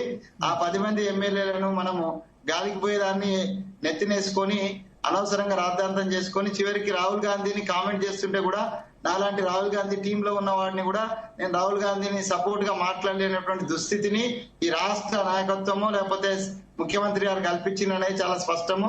నేను ఇంతకు ముందు కూడా చెప్పిన స్పష్టంగా, ఇప్పుడు కూడా చెప్తున్నాను. దాని ద్వారా జీవన్ రెడ్డి లాంటి వాళ్ళే కాదు, చాలా మందిని మేము ఇబ్బంది పెట్టిన వాళ్ళమైనాము. దాని తర్వాత ప్రజలలో కూడా మేము పల్చనైనాము. ఆ 10 మంది ఎమ్మెల్యేలకు సంబంధించినటువంటి ఏదైతే నిర్ణయమో అది కాంగ్రెస్ చేసినటువంటి ఒక blunder mistake in the state and the national level also. Okay, ఒక్క నిమిషం భరత్ గారు, ఒకసారి తిరుపతి రెడ్డి గారిని అడుగుదామా? ఒక వాక్యం మాట్లాడినాక మళ్ళీ I may miss the point. ఇప్పుడు పోచారం శ్రీనివాస్ రెడ్డి గారిని కాంగ్రెస్ పార్టీ ముఖ్యమంత్రి పోయి వాళ్ళ ఇంట్లో కలిసి పార్టీలో చేర్చుకున్న ఇమ్మీడియట్ గా గనక పోచారం శ్రీనివాస్ రెడ్డి గురించి మాట్లాడినా మనం దాన్ని యాక్సెప్ట్ చేయగలుగుతుంది. తర్వాత పబ్లిక్ అకౌంట్స్ కమిటీ చైర్మన్షిప్ ను ఇతనికి గాంధీకి ఇచ్చినప్పుడు ఈయన ఆబ్జెక్షన్ రేజ్ చేసినా మనం అర్థం చేసుకోగలం. కానీ ఇట్లాంటి ప్రాథమికంగా జరిగేటువంటి మార్పులప్పుడు ఆయన కావాలని ఒక స్టడీడ్ సైలెన్స్ మెయింటైన్ చేసినాడు. అంత అయిన తర్వాత ఆయనకు పోవాలన్న ఒక నిర్ణయం తీసుకున్న తర్వాత పార్టీ ఫిరాయింపులు అనే దాన్ని ఒక సాకుగా చూపెట్టి ఆయన పార్టీ మార్చినాడు తప్ప ఆయన నైతికంగా ఒక అంశము అనే దాని మీద ఎప్పుడూ కొట్లాడిన సందర్భం లేదు. ఇది చాలా దుర్మార్గపు రాజకీయమైన వ్యవస్థ. ఏ పార్టీకి కూడా ఇట్లాంటి నాయకులు ఎసెట్ కాదు. ఈ రకంగా స్వార్థపూరితంగా ఆలోచించాడు. ఎన్నిసార్లు మంత్రి పదవులు ఇచ్చి, ఎన్నిసార్లు ఎమ్మెల్యే టికెట్లు ఇచ్చి, ఎన్నిసార్లు గెలిచి ఓడి రకరకాల సంఘటనలు జరిగినాక కూడా జీవితంలో చిరమాంకల్లో కన్న తల్లి లాంటి పార్టీని కాలుతోందని వెళ్ళిపోతానంటే అది ఎవడు యాక్సెప్ట్ చేయడు. ఇప్పుడు కేశవరావు ఇంతకంటే ఎక్కువ మాట్లాడినాడు అండి.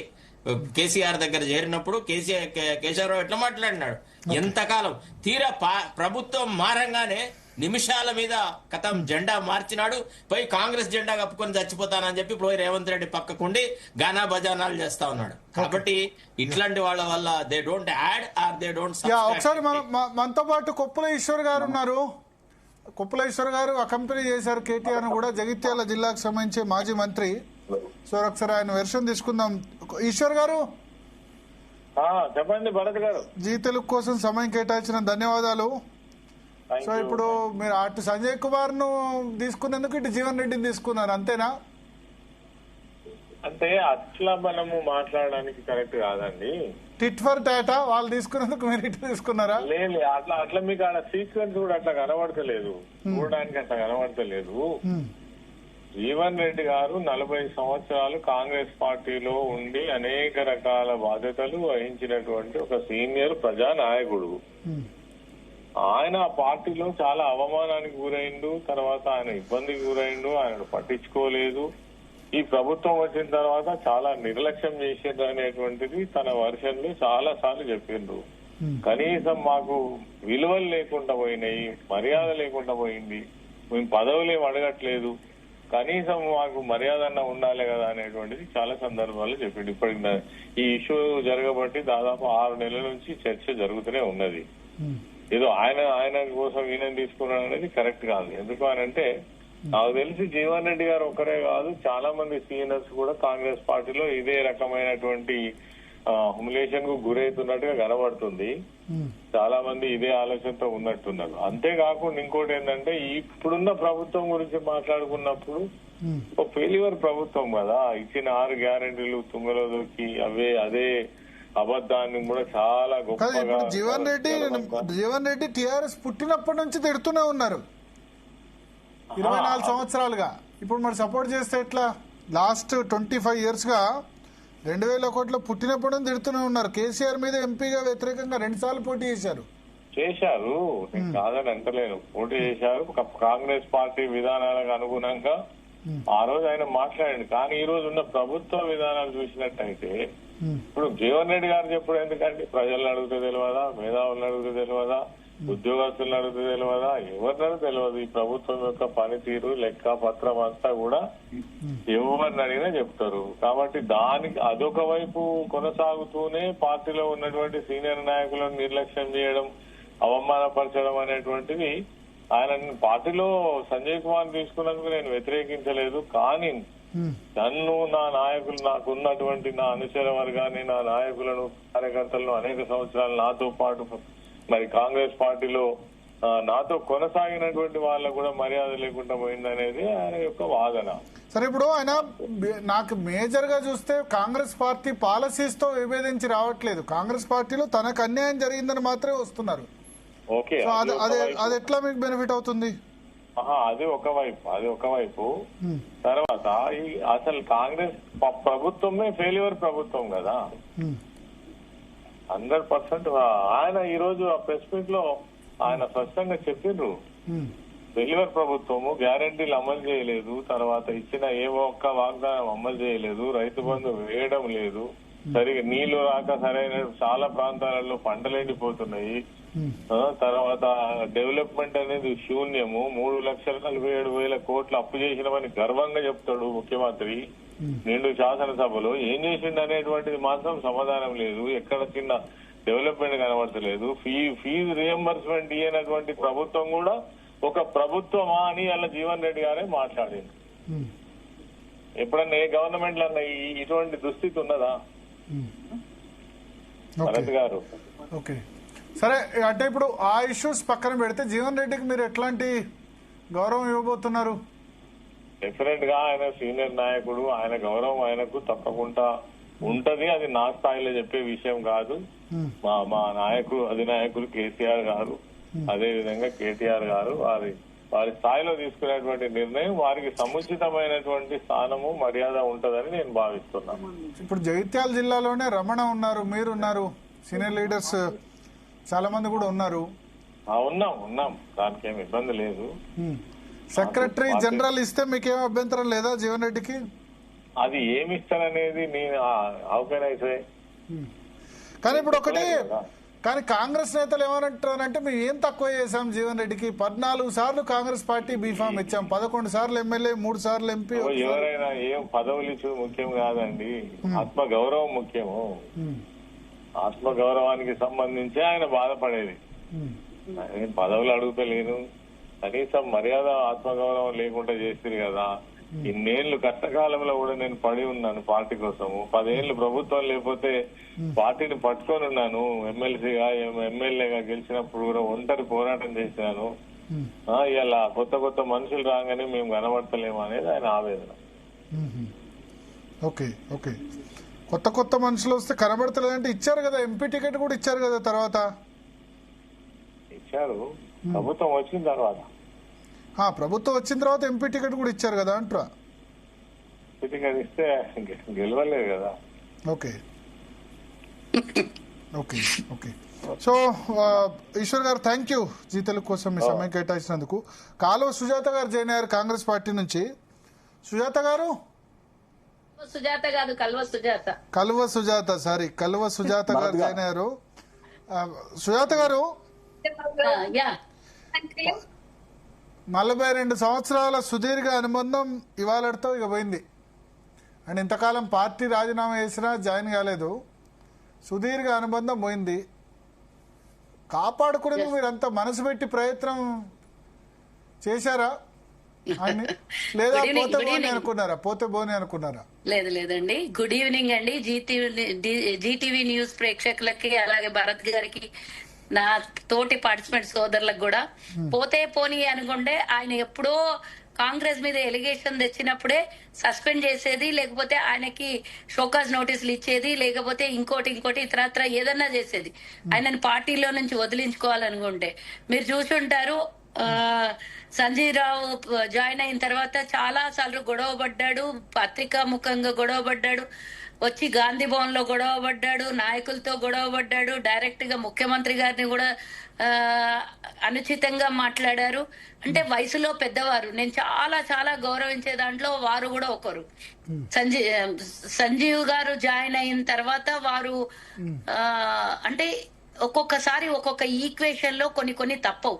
కాంగ్రెస్ వారికి ఏం అన్యాయం చేయలేదు. కాంగ్రెస్ పూర్తి స్వేచ్ఛ స్వతంత్రాలను ఇచ్చినటువంటి పార్టీ. ఈ పార్టీలో ఉన్నటువంటి స్వేచ్ఛ ఏ పార్టీలో కూడా దొరకదు. అది మీకు తెలుసు. అక్కడ కూర్చున్నటువంటి సోదరులకి మనస్ఫూర్తిగా ఒప్పుకోకైనా మనసుగా అయితే తెలుసు కాంగ్రెస్ లో ఉన్నటువంటి స్వేచ్ఛ.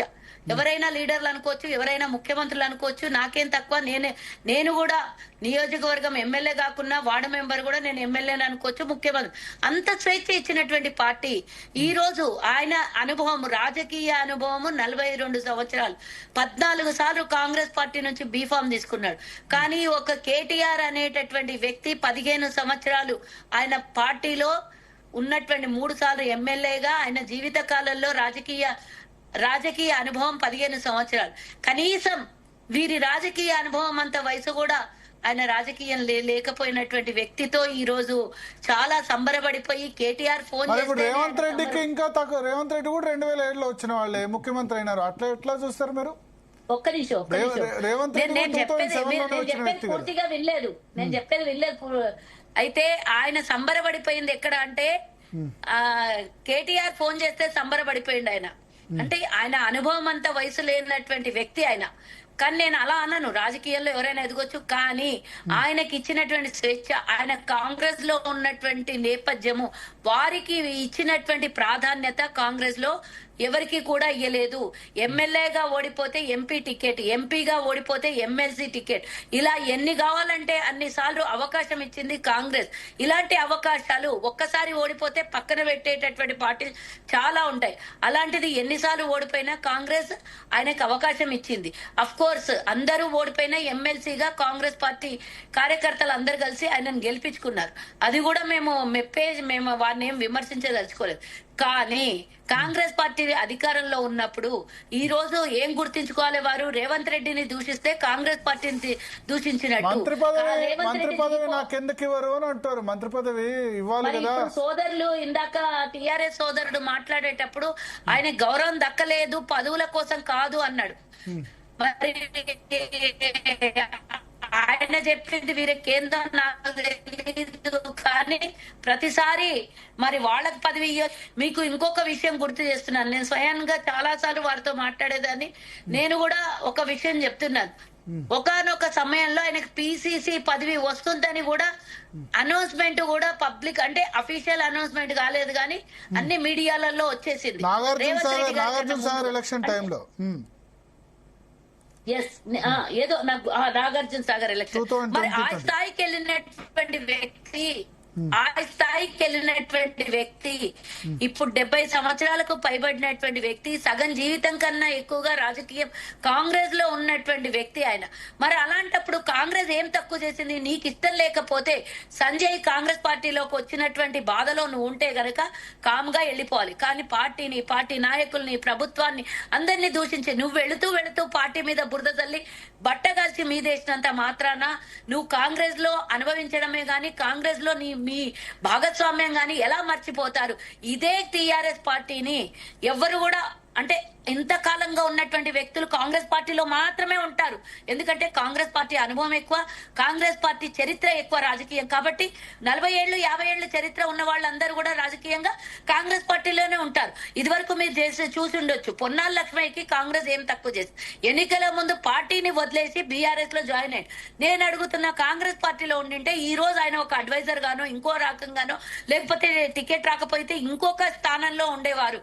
కానీ ఈ రోజు బీఆర్ఎస్ లోకి వెళ్ళిన తర్వాత పొన్నాల లక్ష్మయ్య గారు కనుమరుగైందా? ఎక్కడైనా కనబడుతున్నాడా? మీకు మీరే చూసుకోవాలి. అంటే కాంగ్రెస్ పార్టీ ఆయనకి పిసిసిగా ఇచ్చి అవకాశం ఇచ్చి అంత స్థాయికి తీసుకొని వెళ్ళి ఒక మంత్రి పదవిని ఇచ్చి పిసిసి అధ్యక్షుడిని చేసి ఇన్ని చేసినా కూడా ఆయన ఎన్నికల ముందు ఆయనకు టికెట్ రాలేదు. అంటే స్వలాభాల కోసం, అంటే ప్రజల కోసం, పొన్నాలకి వాటి కోసం ఎటువంటి పరిస్థితి ఉందో జీవన్ రెడ్డి కూడా అదే పరిస్థితి అంటారా? పొన్నాల లాంటి పరిస్థితి జీవన్ రెడ్డికి వస్తుందా? భరత్ గారు, తిరుపతి రెడ్డి గారు ఇస్తాను, ఎందుకంటే ఈశ్వర్ గారు దర్శనం తీసుకున్నాం, మీకు ఇస్తాను మళ్ళీ. నేను ఇంకొక విషయం, భరత్ గారు ఒక్క విషయం చెప్తాను, తర్వాత వారికి మాట్లాడమనండి. నేను నిన్న మొన్న జగిత్యాల కాంగ్రెస్ కార్యకర్తలతోని కాంగ్రెస్ కంటెస్ట్ చేసినటువంటి కౌన్సిలర్లతో అందరితో మాట్లాడారు. ఒక విషయం అండి, నా వర్గానికి ప్రియారిటీ లేదు అని జీవన్ రెడ్డి గారు మాట్లాడినారు. మరి నేను అడుగుతాను, మొన్న మున్సిపల్ ఎన్నికల్లో కాంగ్రెస్ పార్టీ బీఫామ్ తీసుకున్నప్పుడు ఆయన రెబల్ గా ఇండిపెండెంట్ గా నిలబెట్టించి కాంగ్రెస్ వాళ్ళని ఓడగొట్టే ప్రయత్నం చేశారు. మరి నువ్వు కాంగ్రెస్ లో ఉండి నీకు ఇచ్చినటువంటి టికెట్లని కాంగ్రెస్ బీఫామ్ మీద నిలబడియకుండా ఇండిపెండెంట్ గా నిలబెట్టించి రెబల్ గా గెలిపిద్దాం అనుకున్నారు. ఎంతో మంది ఓడిపోయారు. టికెట్లు మొత్తం ఆయనకి ఇవ్వలేదు కదా, సంజయ్ కుమార్ 30 ఇచ్చి ఆయనకి 20 ఇచ్చారు కాబట్టి ఇచ్చిన చోట ఆయన ఏం చేసిండు? ఆయన వ్యక్తుల్నే రెబల్ గా నిలబెట్టించిండండి.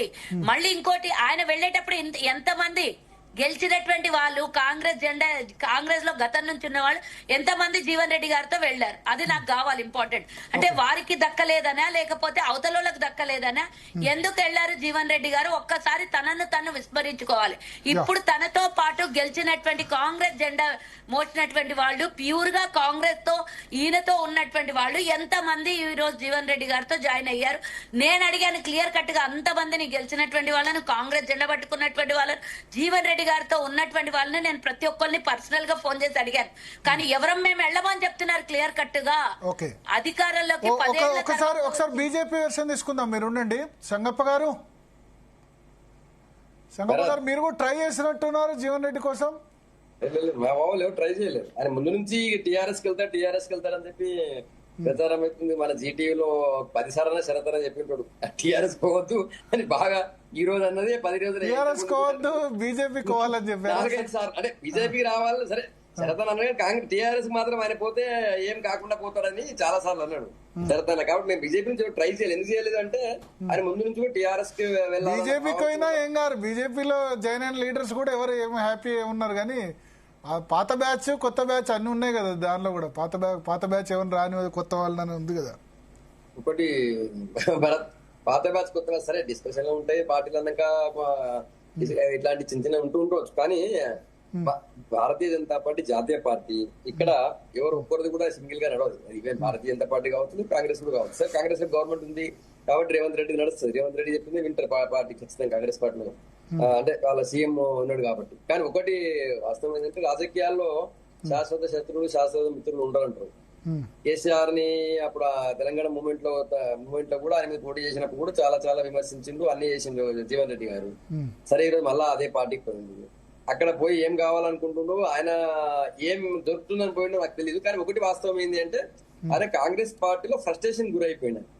అంటే కాంగ్రెస్ పార్టీ అంటే సరే కాంగ్రెస్ నాయకులు అందరూ కూడా ఆయనకు ఇప్పటికి 14 సార్లు టికెట్ ఇచ్చాం, ఎంపీ చేసాం, ఎమ్మెల్యే చేసాం, మంత్రి చేసాం అంటే ఓకే, అవన్నీ చేశారు కాబట్టి అంత స్థాయి అన్ని ఉంది కాబట్టి ఆయనకి ఈసారి నాకు అవమానం ఎందుకు చేస్తున్నారో దాన్ని తట్టుకోలేకపోయింది. లోపల కాంగ్రెస్ పార్టీలో అంతర్గత విషయం, అది మాకు సంబంధం లేదు.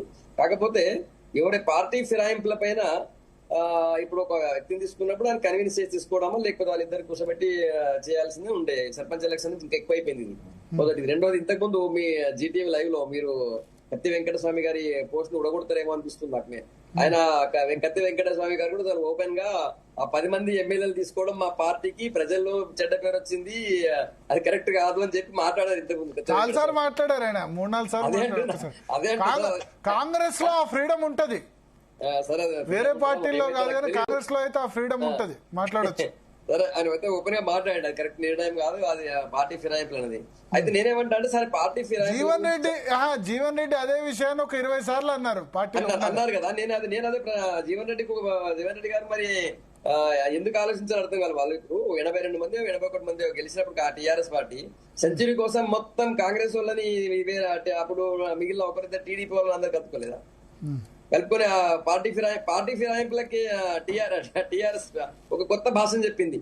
ఏమంటే తెలంగాణ బంగారు తెలంగాణ కోసం అని ఒకటి, రెండోది బంగారు తెలంగాణ బ్యాచ్, ఉద్యమ తెలంగాణ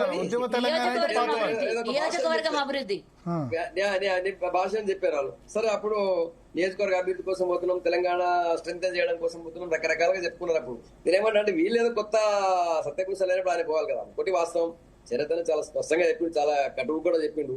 ఆయనకి పదవి రాలేదు అంటే ఒక ఫ్రస్ట్రేషన్ లో పోయింది. కాకపోతే కాంగ్రెస్ పార్టీ కూడా అంత పెద్ద సీనియర్ లీడర్ ని వదులుకోకుండా ఉండాల్సిందే. ఎందుకంటే అన్ని సంవత్సరాల పార్టీతో అనుబంధం ఉన్న దానికి అన్ని సార్లు ఆయన పోటీ చేసిన వాళ్ళని ప్రతిసారి గెలవాలని గెలిచిండు, ఓడిపోయిండు, అన్ని అయింది. కాకపోతే ఇక్కడ వచ్చింది మొన్నటి మున్సిపల్ ఎలక్షన్ లో కూడా సరే అక్క చెప్తుంది ఎవరు గెలిచారు ఎవరు ఓడారు రెబెల్ పెట్టారు లేదు. ఇప్పుడు ఆయన అక్కడ జగిత్యాల్లో దాదాపు ఆయన లైఫ్ అంతా అక్కడనే, కాంగ్రెస్ పార్టీలో ఉన్నప్పుడు కానీ కాంగ్రెస్ పార్టీనే ఎక్కువ, వేరే పార్టీ చాలా తక్కువ కదా. అయితే అంత పార్టీ నిర్మాణం అంత చేసినప్పుడు వేరే వాళ్ళు సడన్ గా రాగానే ఇక నేను మొత్తానికి కేజేయమంటే ఎవరైనా ఫీల్ అవుతారు.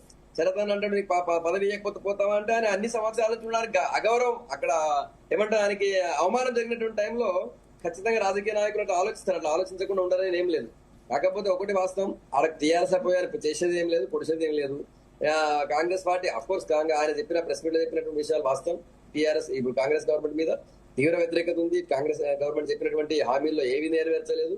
6 గ్యారెంటీలకు 1-2 తప్ప వేరే ఏం నెరవేర్చలేదు. పబ్లిక్ చాలా కోపంగా ఉన్నారు. వాస్తవం నేనేమంటా అంటే పబ్లిక్ చాలా కోపంగా ఉన్నారు కాబట్టి బీఆర్ఎస్ పై ప్రజలు ఉన్నారని అని పోతుంది. ఆయన బీఆర్ఎస్ పై పెద్ద పబ్లిక్ లో ఎక్కడ ఏముందని ఇప్పుడు మొన్నటి పరిస్థితులు మనం చూసాము. మొన్నప్పుడు ఏం పెద్దగా వాళ్ళు పెద్ద గొప్ప పర్ఫార్మెన్స్ కూడా ఏం లేదు కదా.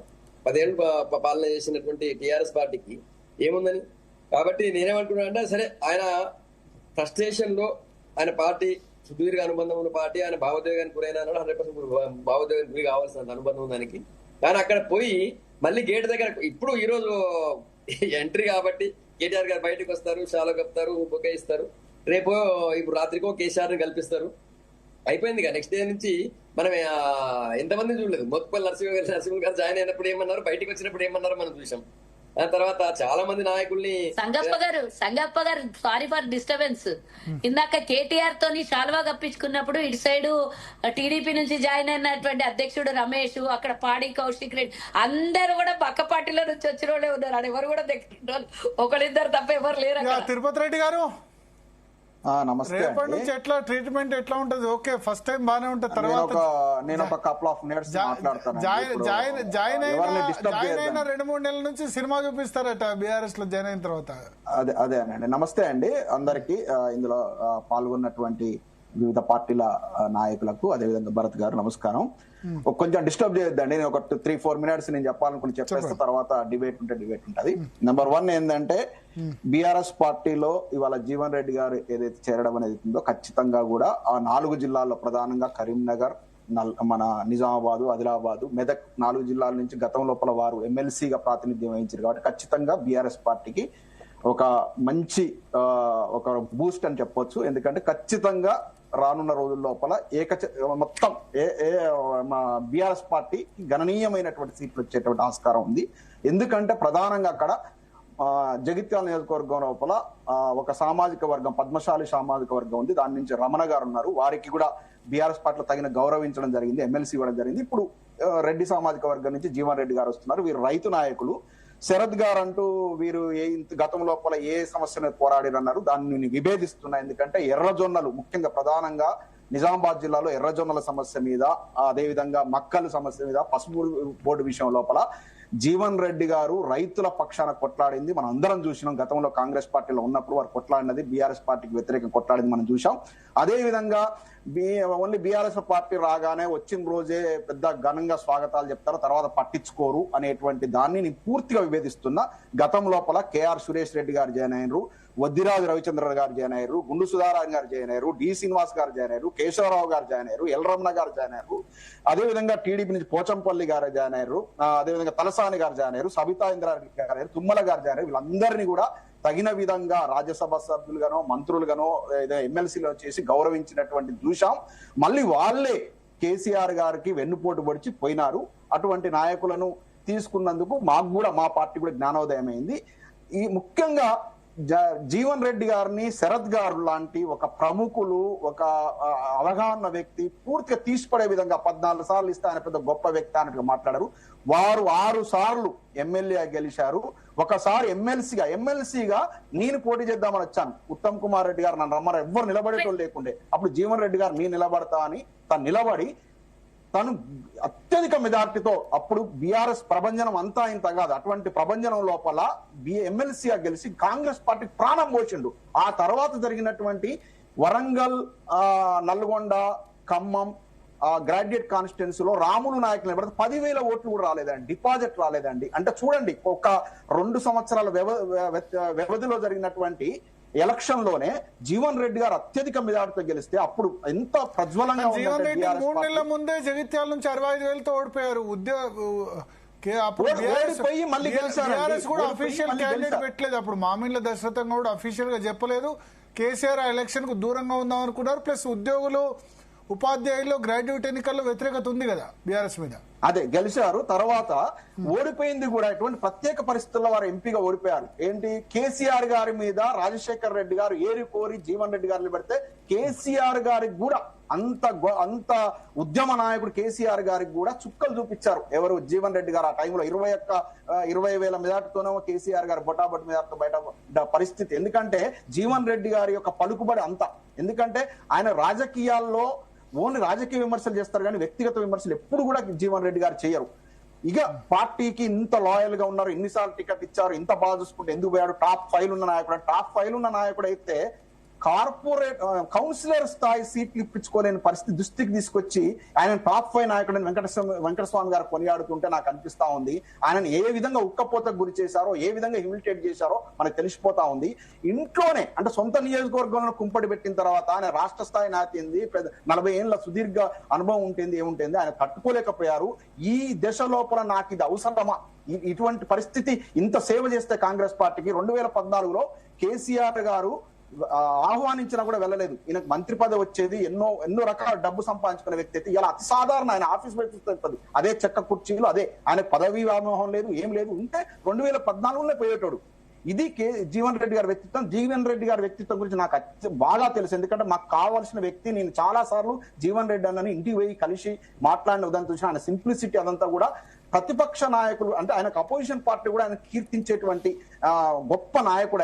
ఆయన రావడం ఏదైతే ఉందో బీఆర్ఎస్ పార్టీకి అలా ఖచ్చితంగా ఇది కాంగ్రెస్ పార్టీలో పెద్ద నాయకులందరినీ ఉద్ధరించినట్టు చెప్తా ఉన్నారు. మోత్కుపల్లి నరసింహులు వాళ్ళ కాంగ్రెస్ పార్టీలో ఉన్నారు. ఏ విధంగా ఆయనను హ్యూమిలిటేట్ చేస్తున్నారో చూస్తున్నాం. నాగం జనార్దన్ రెడ్డి గారికి వాళ్ళు ఎటువంటి పరిస్థితి తీసుకొచ్చారో చూసాం. అదేవిధంగా సొంత పార్టీని అయితే ఇలా చిన్నారెడ్డి గారు ఎట్లా ఎక్కెక్కి ఏడుస్తున్నాడో చూస్తున్నాం. పొన్నాల లక్ష్మయ్య గారి గురించి పదే మాట్లాడుతున్నారు. పొన్నాల లక్ష్మయ్య గారికి రాను రోజుల్లో సముచితమైన స్థానం ఉంటుంది. మొన్న వారు ఎలక్షన్ టైంలో జాయిన్ అయ్యారు. ప్రభుత్వాన్ని కోల్పోయినాం కాబట్టి వారికి ఒక్కరికి అవకాశం కల్పించలేని పరిస్థితిలో పార్టీ ఉంది. రానున్న రోజుల్లో పొన్నాల లక్ష్మయ్య గారిని బీసీ నాయకుని ఖచ్చితంగా చూసుకుంటాం. పొన్నాల లక్ష్మయ్య గారిని రేవంత్ రెడ్డి గారు నిన్నగాక మొన్న వచ్చి ఇలా ముఖ్యమంత్రి అయి అప్పుడు పిసిసి నేతగా ఉన్నప్పుడు పొన్నాల లక్ష్మయ్య గారిని ఏమి తిట్టిండో మరి ఈ డిబేట్ లో పాల్గొంటున్న కాంగ్రెస్ నాయకులు విశ్లేషించుకోవాలి. అసలు రేవంత్ రెడ్డి గారికి అర్హత ఉందా పొన్నాల లక్ష్మయ్య గారు లాంటి సీనియర్ రాజకీయ నాయకుడిని తిట్టడానికి? ఆయన పార్టీకి ఎంత సేవ చేసిండు బీసీ నాయకుడు. ఆయనకు బీసీలు అంటే లేదు. జీవన్ రెడ్డి గారిని ఏ విధంగా ఉక్కపోత గురి చేసిండు. ఇవాళ ఒక్కొక్క సీనియర్ నాయకులు ప్రేమసాగర్ రావు గారు, ఇటువంటి వాళ్ళంతా కూడా, దొంతి మాధవరెడ్డి గారు, ఇట్లాంటి నాయకులందరూ కూడా ఎటువంటి ఇబ్బందికరమైన పరిస్థితులు ఎదుర్కొంటారో రేవంత్ రెడ్డి గారి వల్ల చూస్తున్నాం. రానున్న రోజు లోపల కాంగ్రెస్ పార్టీ పూర్తిగా కనుమరుగయ్యే పరిస్థితి వచ్చింది. ఇలా ఆంధ్రప్రదేశ్ వచ్చిన పరిస్థితి తెలంగాణ వస్తుంది. జీవన్ రెడ్డి గారు పార్టీ మారడమే ఉదంతం. జీవన్ రెడ్డి గారు ఇవాళ బీజేపీని ఎన్నుకోకుండా బీఆర్ఎస్ లోకి వస్తున్నారంటే అది మొత్తం రాష్ట్ర ప్రజలంతా కూడా టచ్ లో గమనించాల్సిన విషయం. ఉన్నారట, 6 నెలల ముందు నుంచి టచ్ లో ఉన్నారట. ఏ టచ్ లో ఉన్నా కూడా అటువంటి 40 బీఆర్ఎస్ సంవత్సరాల అంటారు సుదీర్ఘ- తిట్టడం రేవంత్ రెడ్డిని ఎలక్షన్ల ముందు 40 సంవత్సరాల ఇదంతా సుదీర్ఘ రాజకీయ అనుభవం ఉన్న వ్యక్తి ఇలా బీఆర్ఎస్ ప్లాట్ఫామ్ చూజ్ చేసుకున్నాడంటేనే ఇవాళ మనం అర్థం చేసుకోవాలి. ప్రజల మూడుని బట్టి నాయకులు నిర్ణయం తీసుకుంటారు. ఇవాళ ఆయన చెప్పాడు, మా కాంగ్రెస్ పార్టీ పర్ఫార్మెన్స్ గవర్నమెంట్ బాగుంటది అనుకున్నాం కానీ ఇంత చండాలంగా ఉంటది అనుకోలేదు. ప్రజల మూడు బాగాలేదు. ప్రజల మూడు మళ్ళా కేసీఆర్ పట్ల ఉంది. రానున్న రోజుల్లో కేసీఆర్ గారు ఖచ్చితంగా ముఖ్యమంత్రి అవుతారు. వారి నేతృత్వంలో నేను ఈ అంతిమ రాజకీయ ఆయన వయసు రీత్యా కూడా ఆయన కీల ఒక ఎమోషనల్ ఒక మాట అన్నాడు, ఇంకొక ఎలక్షన్ నేను కంటెస్ట్ చేస్తానమో 2 చేస్తానమో ఐ డోంట్ నో, నాకు ఆరోగ్యం సహకరిస్తానని. ఈ ఏజ్ లో నేను నిర్ణయం తీసుకుంటాను, రాష్ట్రం కోసం తీసుకుంటాను అని చెప్పాడు, రాష్ట్ర ప్రజల కోసం తీసుకుంటా అని చెప్పారు. ఆ వ్యక్తిని విమర్శించాలన్నా కూడా మనకు అర్హత ఉందా అని ఇప్పుడు మన ఈ డిబేట్ లో పాల్గొంటున్నా అర్థం చేసుకోవాలి. ఆయన ఇప్పుడు అంటున్నారు కేటీఆర్ గారి, మీరు అలాంటి మాటలు మాట్లాడకండి తిరుపతి రెడ్డి గారు. అర్హత ఉందా ఖచ్చితంగా అంటామండి, ఖచ్చితంగా అంటాం. నేనేం మిమ్మల్ని వ్యక్తిగతంగా అనట్లే. అంటున్నారు కదా. అవును, ఇంక్లూడింగ్ మీ మనకు ఉందా ఆయన విమర్శించేటువంటి మనకు అంత అనుభవం ఉందా? ఇలా కేటీఆర్ గారి ప్రజెన్స్ లో ఇవాళ ఆయన 15 ఏళ్ల ఓన్లీ రాజకీయ నేపథ్యం ఉన్న వ్యక్తులు, 40 ఏళ్ల ఎక్స్పీరియన్స్ ఉన్న వ్యక్తి చాలా హ్యాపీగా ఫీల్ అవుతున్నాడని మీరు మాట్లాడుతూ అంటున్నా. ఇవాళ బుల్లెట్ దిగిందా లేదా ఇంపార్టెంట్ లేదు. మీ రేవంత్ రెడ్డి గారు ఎన్నేళ్ల నేపథ్యం, కాంగ్రెస్ పార్టీలో ఎన్నేళ్ల నేపథ్యం, కాంగ్రెస్ పార్టీని సోనియా గాంధీని ఎన్ని బూతులు తిప్పాడు ఆయన, ఎన్ని మాటలు మాట్లాడాడు. ఇలా రేవంత్ రెడ్డి గారు ముఖ్యమంత్రి కాలేదు లేని అసలు కాంగ్రెస్ డిఎన్ఏ లేదు ఆయనలో.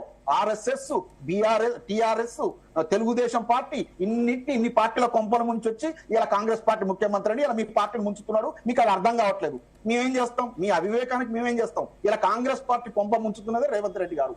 ఇక రానున్న రోజులు మీకు తెలుస్తుంది. కాంగ్రెస్ పార్టీలో రేవంత్ రెడ్డి గారు ఉంటే నేను ఇంకా రాజకీయాలు మాట్లాడినండి 2029 తర్వాత ఆయన కాంగ్రెస్ పార్టీలో ఉంటే ఖచ్చితంగా బీజేపీలో పోతాడు. మీరు చూడండి, బీజేపీ కూడా రాణిస్తూ లేదు. ఎందుకంటే ఈయన బ్యాగేజ్ రేవంత్ రెడ్డి అనేట ఆయన మరో కిరణ్ కుమార్ రెడ్డి. రేవంత్ రెడ్డి గారు ప్రజా విశ్వాసాన్ని కోల్పోయారు. రేవంత్ రెడ్డి మాటలు ఎవరు తెలంగాణ ప్రజలు నమ్మరు.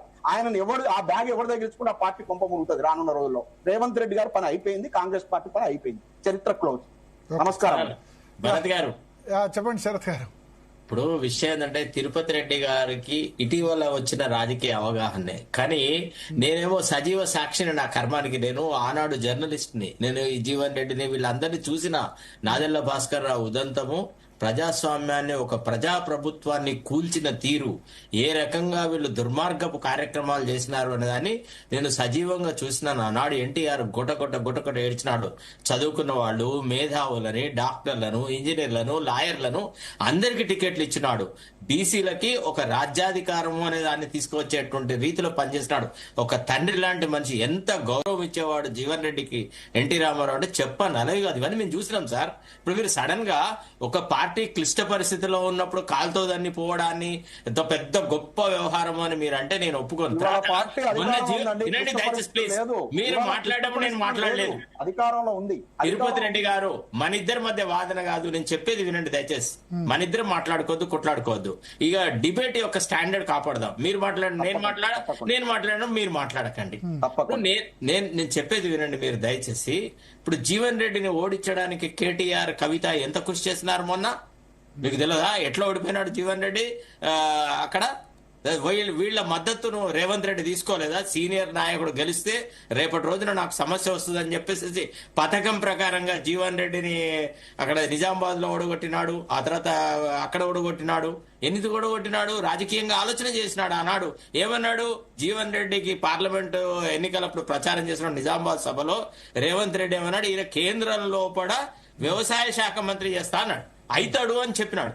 అట్లాంటి వ్యక్తి తన రాజకీయ అవసరాల కోసమని పోచారం శ్రీనివాసరెడ్డి ఒకప్పుడు అగ్రికల్చర్ మినిస్టర్ గా ఉన్న వ్యక్తిని పార్టీలో చేర్చుకొని అగ్రికల్చర్ డిపార్ట్మెంట్ కు అడ్వైజర్ గా పెట్టుకున్నాడు. అది అవకాశవాదం అని ఈయన ఎందుకు మాట్లాడలేదు sir Jeevan Reddy? Why did he maintain silence? ఆనాడు మేము మాట్లాడినాం కదా ఇది తప్పు అని.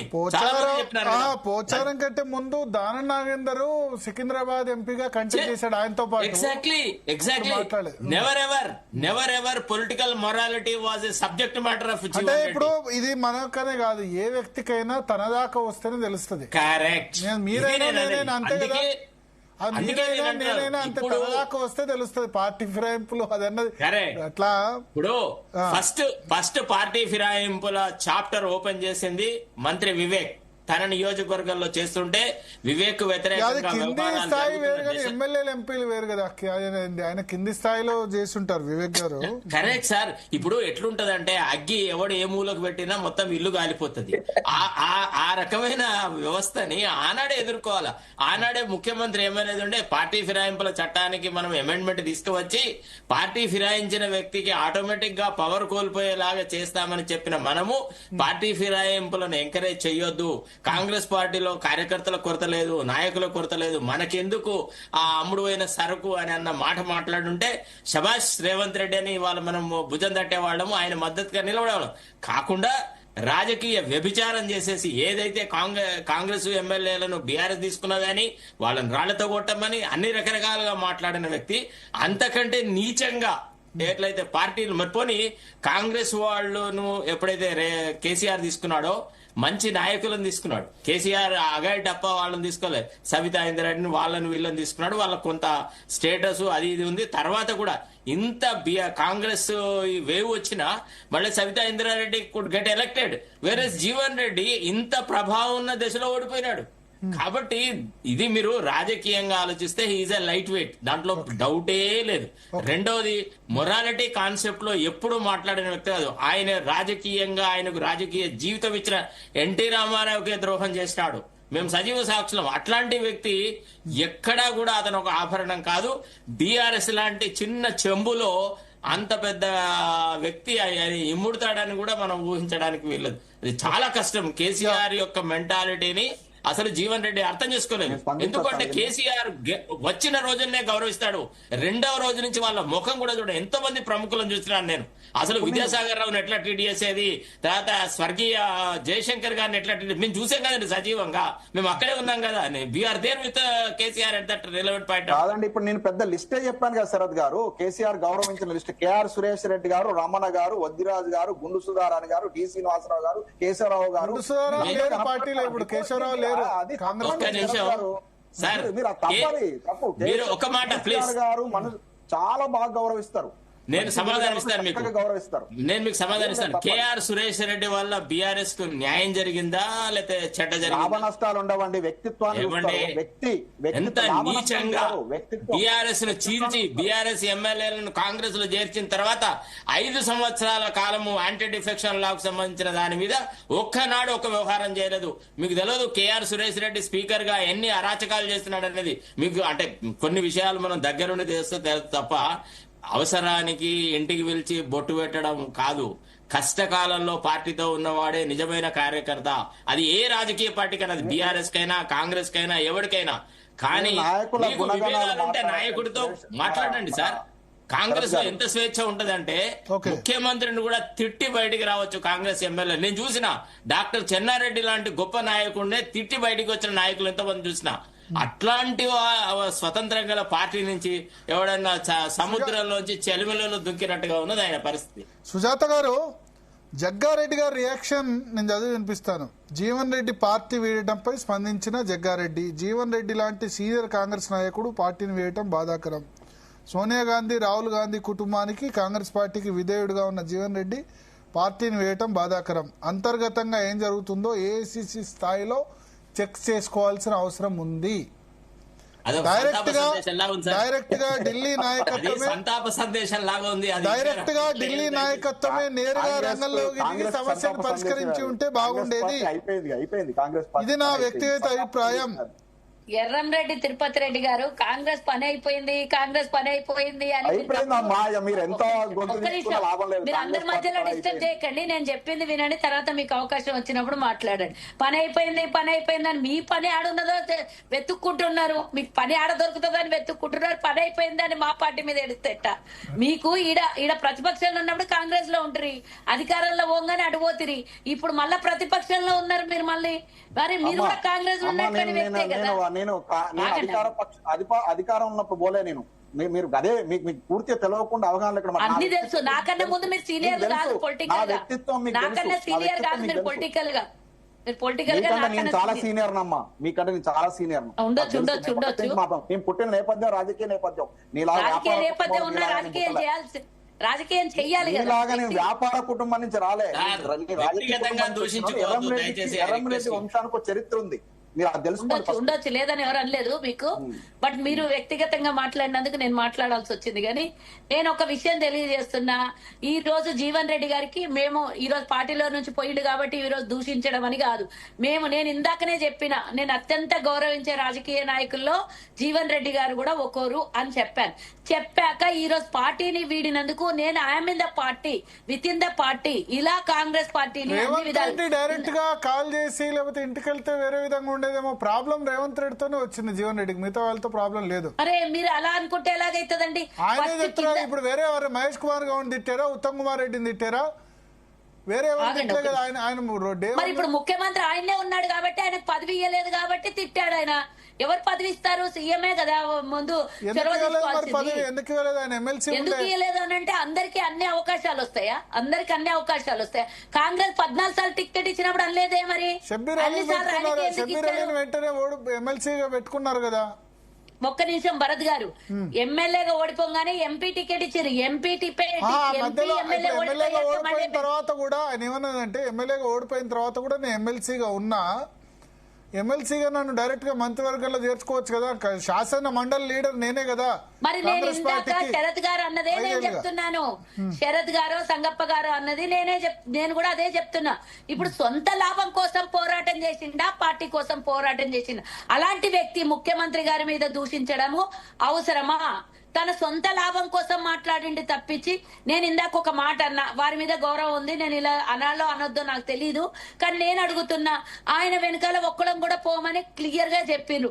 ఇంకొక విషయం భరత్ గారు నేను చెప్తున్నా, ఇక్కడ మీరు సంజయ్ గారు వస్తే ఇమ్మడలేరు కదా, ఇప్పుడు మీరు టీఆర్ఎస్ లోకి పోతున్నారు. ఇప్పుడిప్పుడే అక్కడ ఎమ్మెల్యే పోయిన తర్వాత సెకండ్ క్యాడర్ ఎదుగుతోంది అక్కడ. వాళ్ళు అక్కడ ఉన్న వాళ్ళు, నేను నిన్న పూర్తి స్థాయిలో మొన్న 2 రోజులు ఎంక్వైరీ చేసిన జగిత్యాలలో పరిస్థితి ఏంది. వాళ్ళేమంటారు, సంజయ్ అక్కడికి పోతే ఈయన భరించలేడు కదా, మరి ఈయన ఇక్కడికి వస్తే మేమంతా ఎందుకు భరించాలి అని వాళ్ళు అడుగుతున్నారు. మరి జీవన్ రెడ్డి గారు దీనికి సమాధానం చెప్తారా? వాళ్ళ పార్టీకి అదే వాళ్ళు చూసుకుంటారు. నీకేం బాధ? అరే నాకేం బాధ అంటే ఆయన అన్న మాటలు మా పార్టీ వెళ్ళిపోయినటువంటి చెప్పాలా?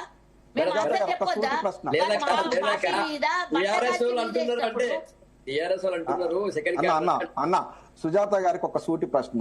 ఇప్పటికి 3 సార్లు ఉటంకించారు సుజాత గారు, సంజయ్ కుమార్ గారు మా కాంగ్రెస్ పార్టీలో చేరిరని. మరి మన స్పీకర్ ఏమో చేరలేదు అంటున్నాడు. మరి ఇదేంది నాకు అర్థం కాలేదు.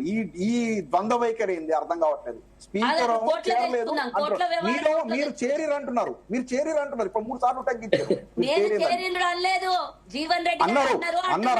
అన్నారు మీరు ఇక్కడికి వస్తే వినండి తిరుపతి రెడ్డి గారు, ఈయన ఇక్కడికి వస్తే నేను ఇమ్మడలేను అంటున్నాడు కదా, ఈయన అక్కడికి వెళ్తే ఆ పార్టీ నాయకులు ఇమ్మడగలుగుతారా? ఇంత ముందు మీరు చర్చ బ్యాక్ అదే చెప్పినా, నేను ఇప్పుడు అదే చెప్తున్నా. కాంగ్రెస్ పార్టీలోకి ఆయన వస్తే నేను ఇమ్మడలేను అంటున్నాడు. వచ్చిందని చెప్పారు ఆల్రెడీ. మీరు వచ్చిండని చెప్పినాం అనుకుందాం, ఒక నిమిషం కోసం వచ్చిండనే చెప్పుకుందాము, దీంట్లో భయం ఏముంది? సరే ఈయన ఇక్కడికి వచ్చినప్పుడు ఈయన ఇమ్మడలేకపోతే అక్కడికి పోతే ఆ నాయకులు ఇమ్మడగలుగుతారా? కాంగ్రెస్ ఒక్క నిమిషం మాట్లాడిస్తారా తిరుపతి రెడ్డి గారు? మీకు నాకు డిబేట్ కాదు, ఇది అన్ని పార్టీలకు కలిపి జరుగుతున్నటువంటి డిబేట్, చర్చ కాదు, ఇది డిబేట్ జరుగుతుంది. మాట్లాడే వాళ్ళకి అవకాశం ఇవ్వండి.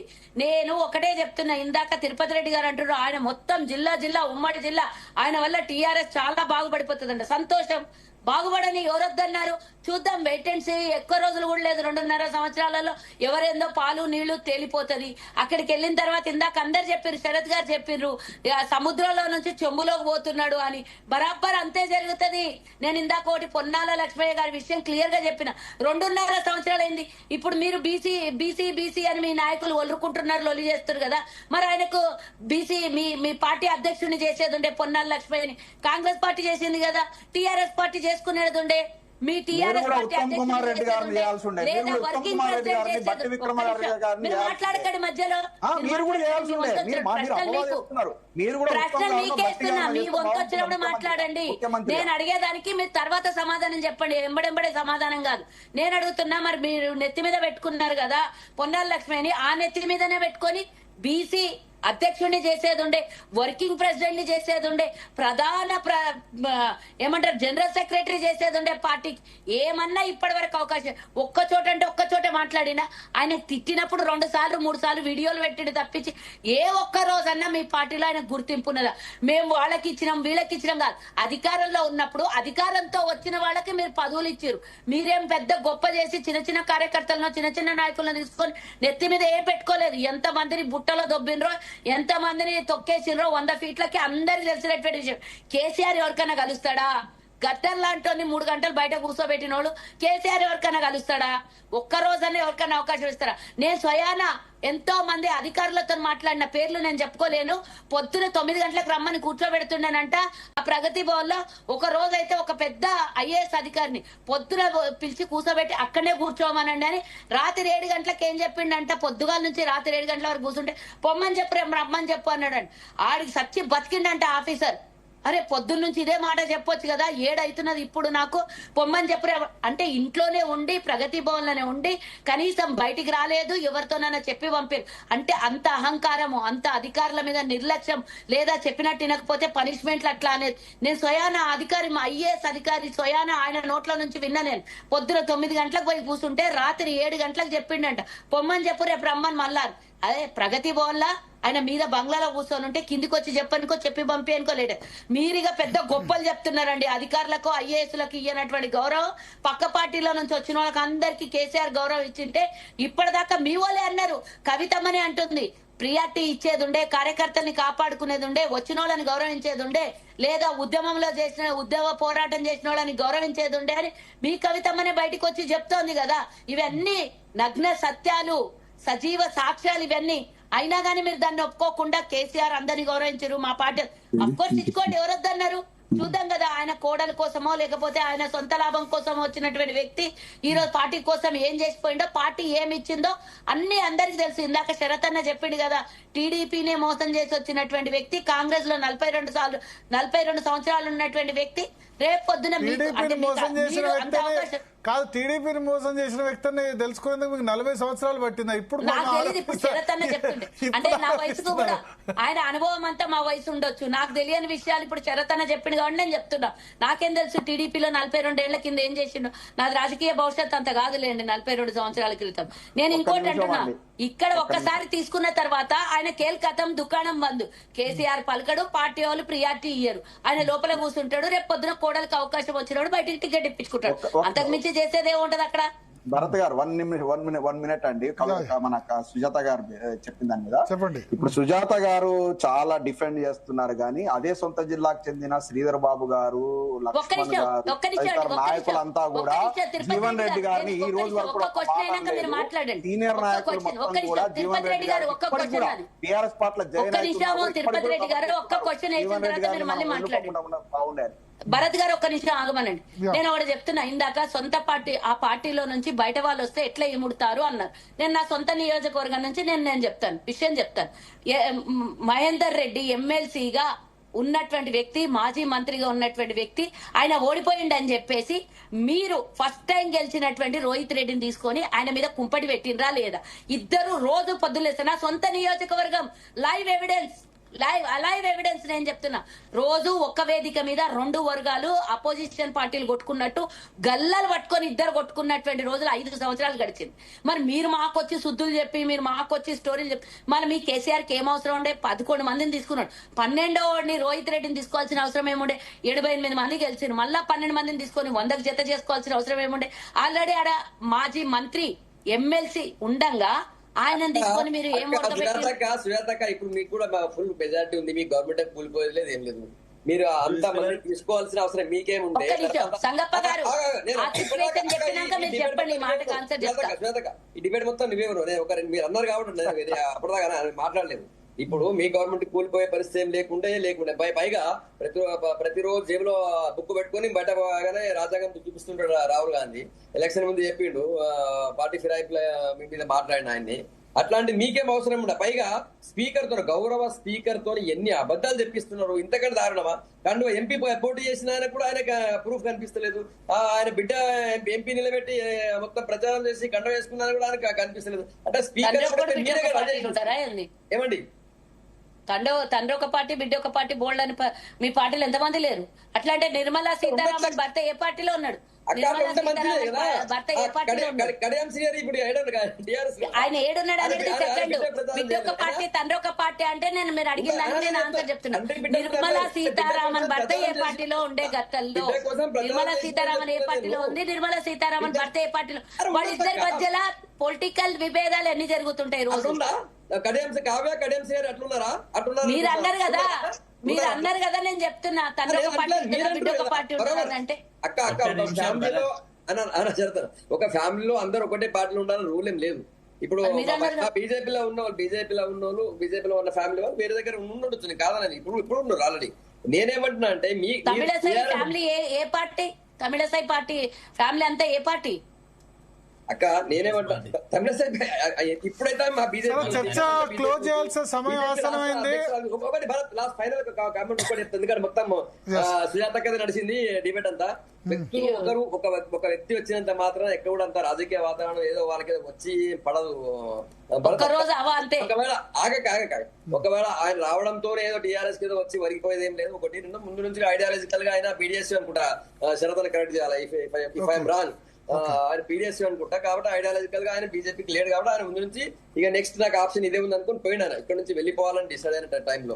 కానీ నేను ఒకటే అంట, ఇన్ని రోజులుగా ఉన్నటువంటి వ్యక్తిని పోగొట్టుకోవడం వల్ల పార్టీ వాళ్ళు సరే కొంతమంది అందులో ఉన్న కూడా బాధపడుతుండొచ్చు. ఇంతకుముందు మీరు చెప్పినట్టు జగ్గారెడ్డి కూడా సంతాప సందేశం అంటారు, సంతాప సందేశం పంపించారు. అది వాట్ ఎవర్ ఇట్ ఈస్. కానీ ఒకటేంటంటే ఇన్ని రోజులుగా ఉన్న వ్యక్తిని పోగొట్టుకోవడం అనేది తప్పేది. ఏ పార్టీ అనేది కూడా పోగొట్టుకోకూడదు అట్లాంటి ఆయన సర్వీస్ ని. ప్రయత్నం మేము చేస్తాం కదా అన్ని విధాలా. ఏఐసిసి మాట్లాడారు, పార్టీ ప్రయత్నం అక్క. కానీ ఒకటి టీఆర్ఎస్ పోవడం వల్ల టీఆర్ఎస్ పెద్దగా పొడిచి ఒక్కసారి గాలి ఉవ్వెత్తున వచ్చి ఏదో అయ్యేది లేదు. తర్వాత ఆయనకు కూడా ఇంకేదో వరుకుతుందని కూడా అనుకుంటున్నాను. ఓకే, థ్యాంక్ యూ భరత్ గారు. శరత్ గారు 30 seconds క్లోజ్ చేయాలి. ఇప్పుడు లైక్ ఒకటే 2 నిమిషాలు.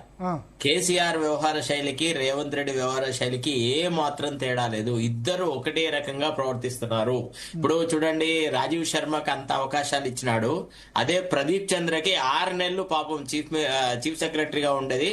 ఒక ఎక్షన్ కోసం ట్రై చేయమంటే Pradeep Chandra was our revenue secretary. I use to confabulate with him every day. ఆయనకి అవకాశం కల్పించలేదు.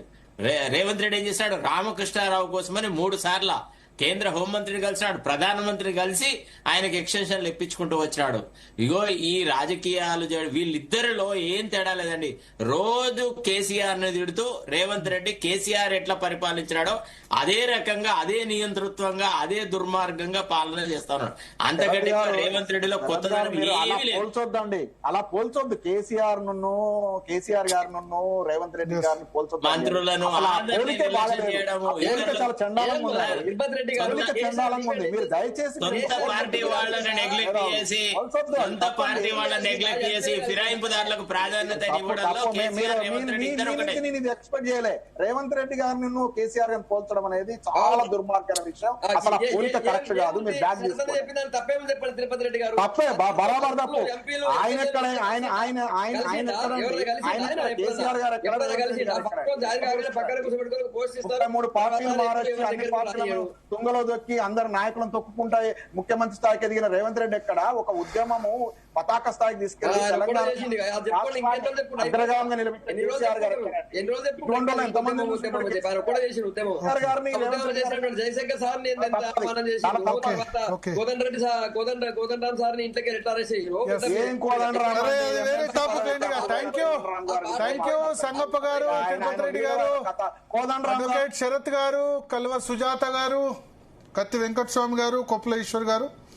సో స్పందన జీవన్ రెడ్డి అయితే ఇంకా బీఆర్ఎస్ లో జాయిన్ అవుతారు ప్లీనరీ సందర్భంగా. ఆయన రాక వల్ల బీఆర్ఎస్ కు ఎంత ప్రయోజనం ఉంటుంది, రెడ్డి సామాజిక వర్గం నుంచి కానీ రైతుల నుంచి కానీ ఉత్తర తెలంగాణలో ఎట్లా ఉంటుంది అన్నది రాబోయే 2 సంవత్సరాలు అయితే గట్టిగా విరుచుకుపడతారు కాంగ్రెస్ పార్టీ మీద, రేవంత్ రెడ్డి మీద. మొదటి రోజు స్టార్ట్ చేశారు. ప్రయోజనం ఎంత ఉంటుంది అన్నది చూడాలి మనం. సో చిన్న బ్రేక్ తీసుకుందాం. బ్రేక్ తర్వాత జగన్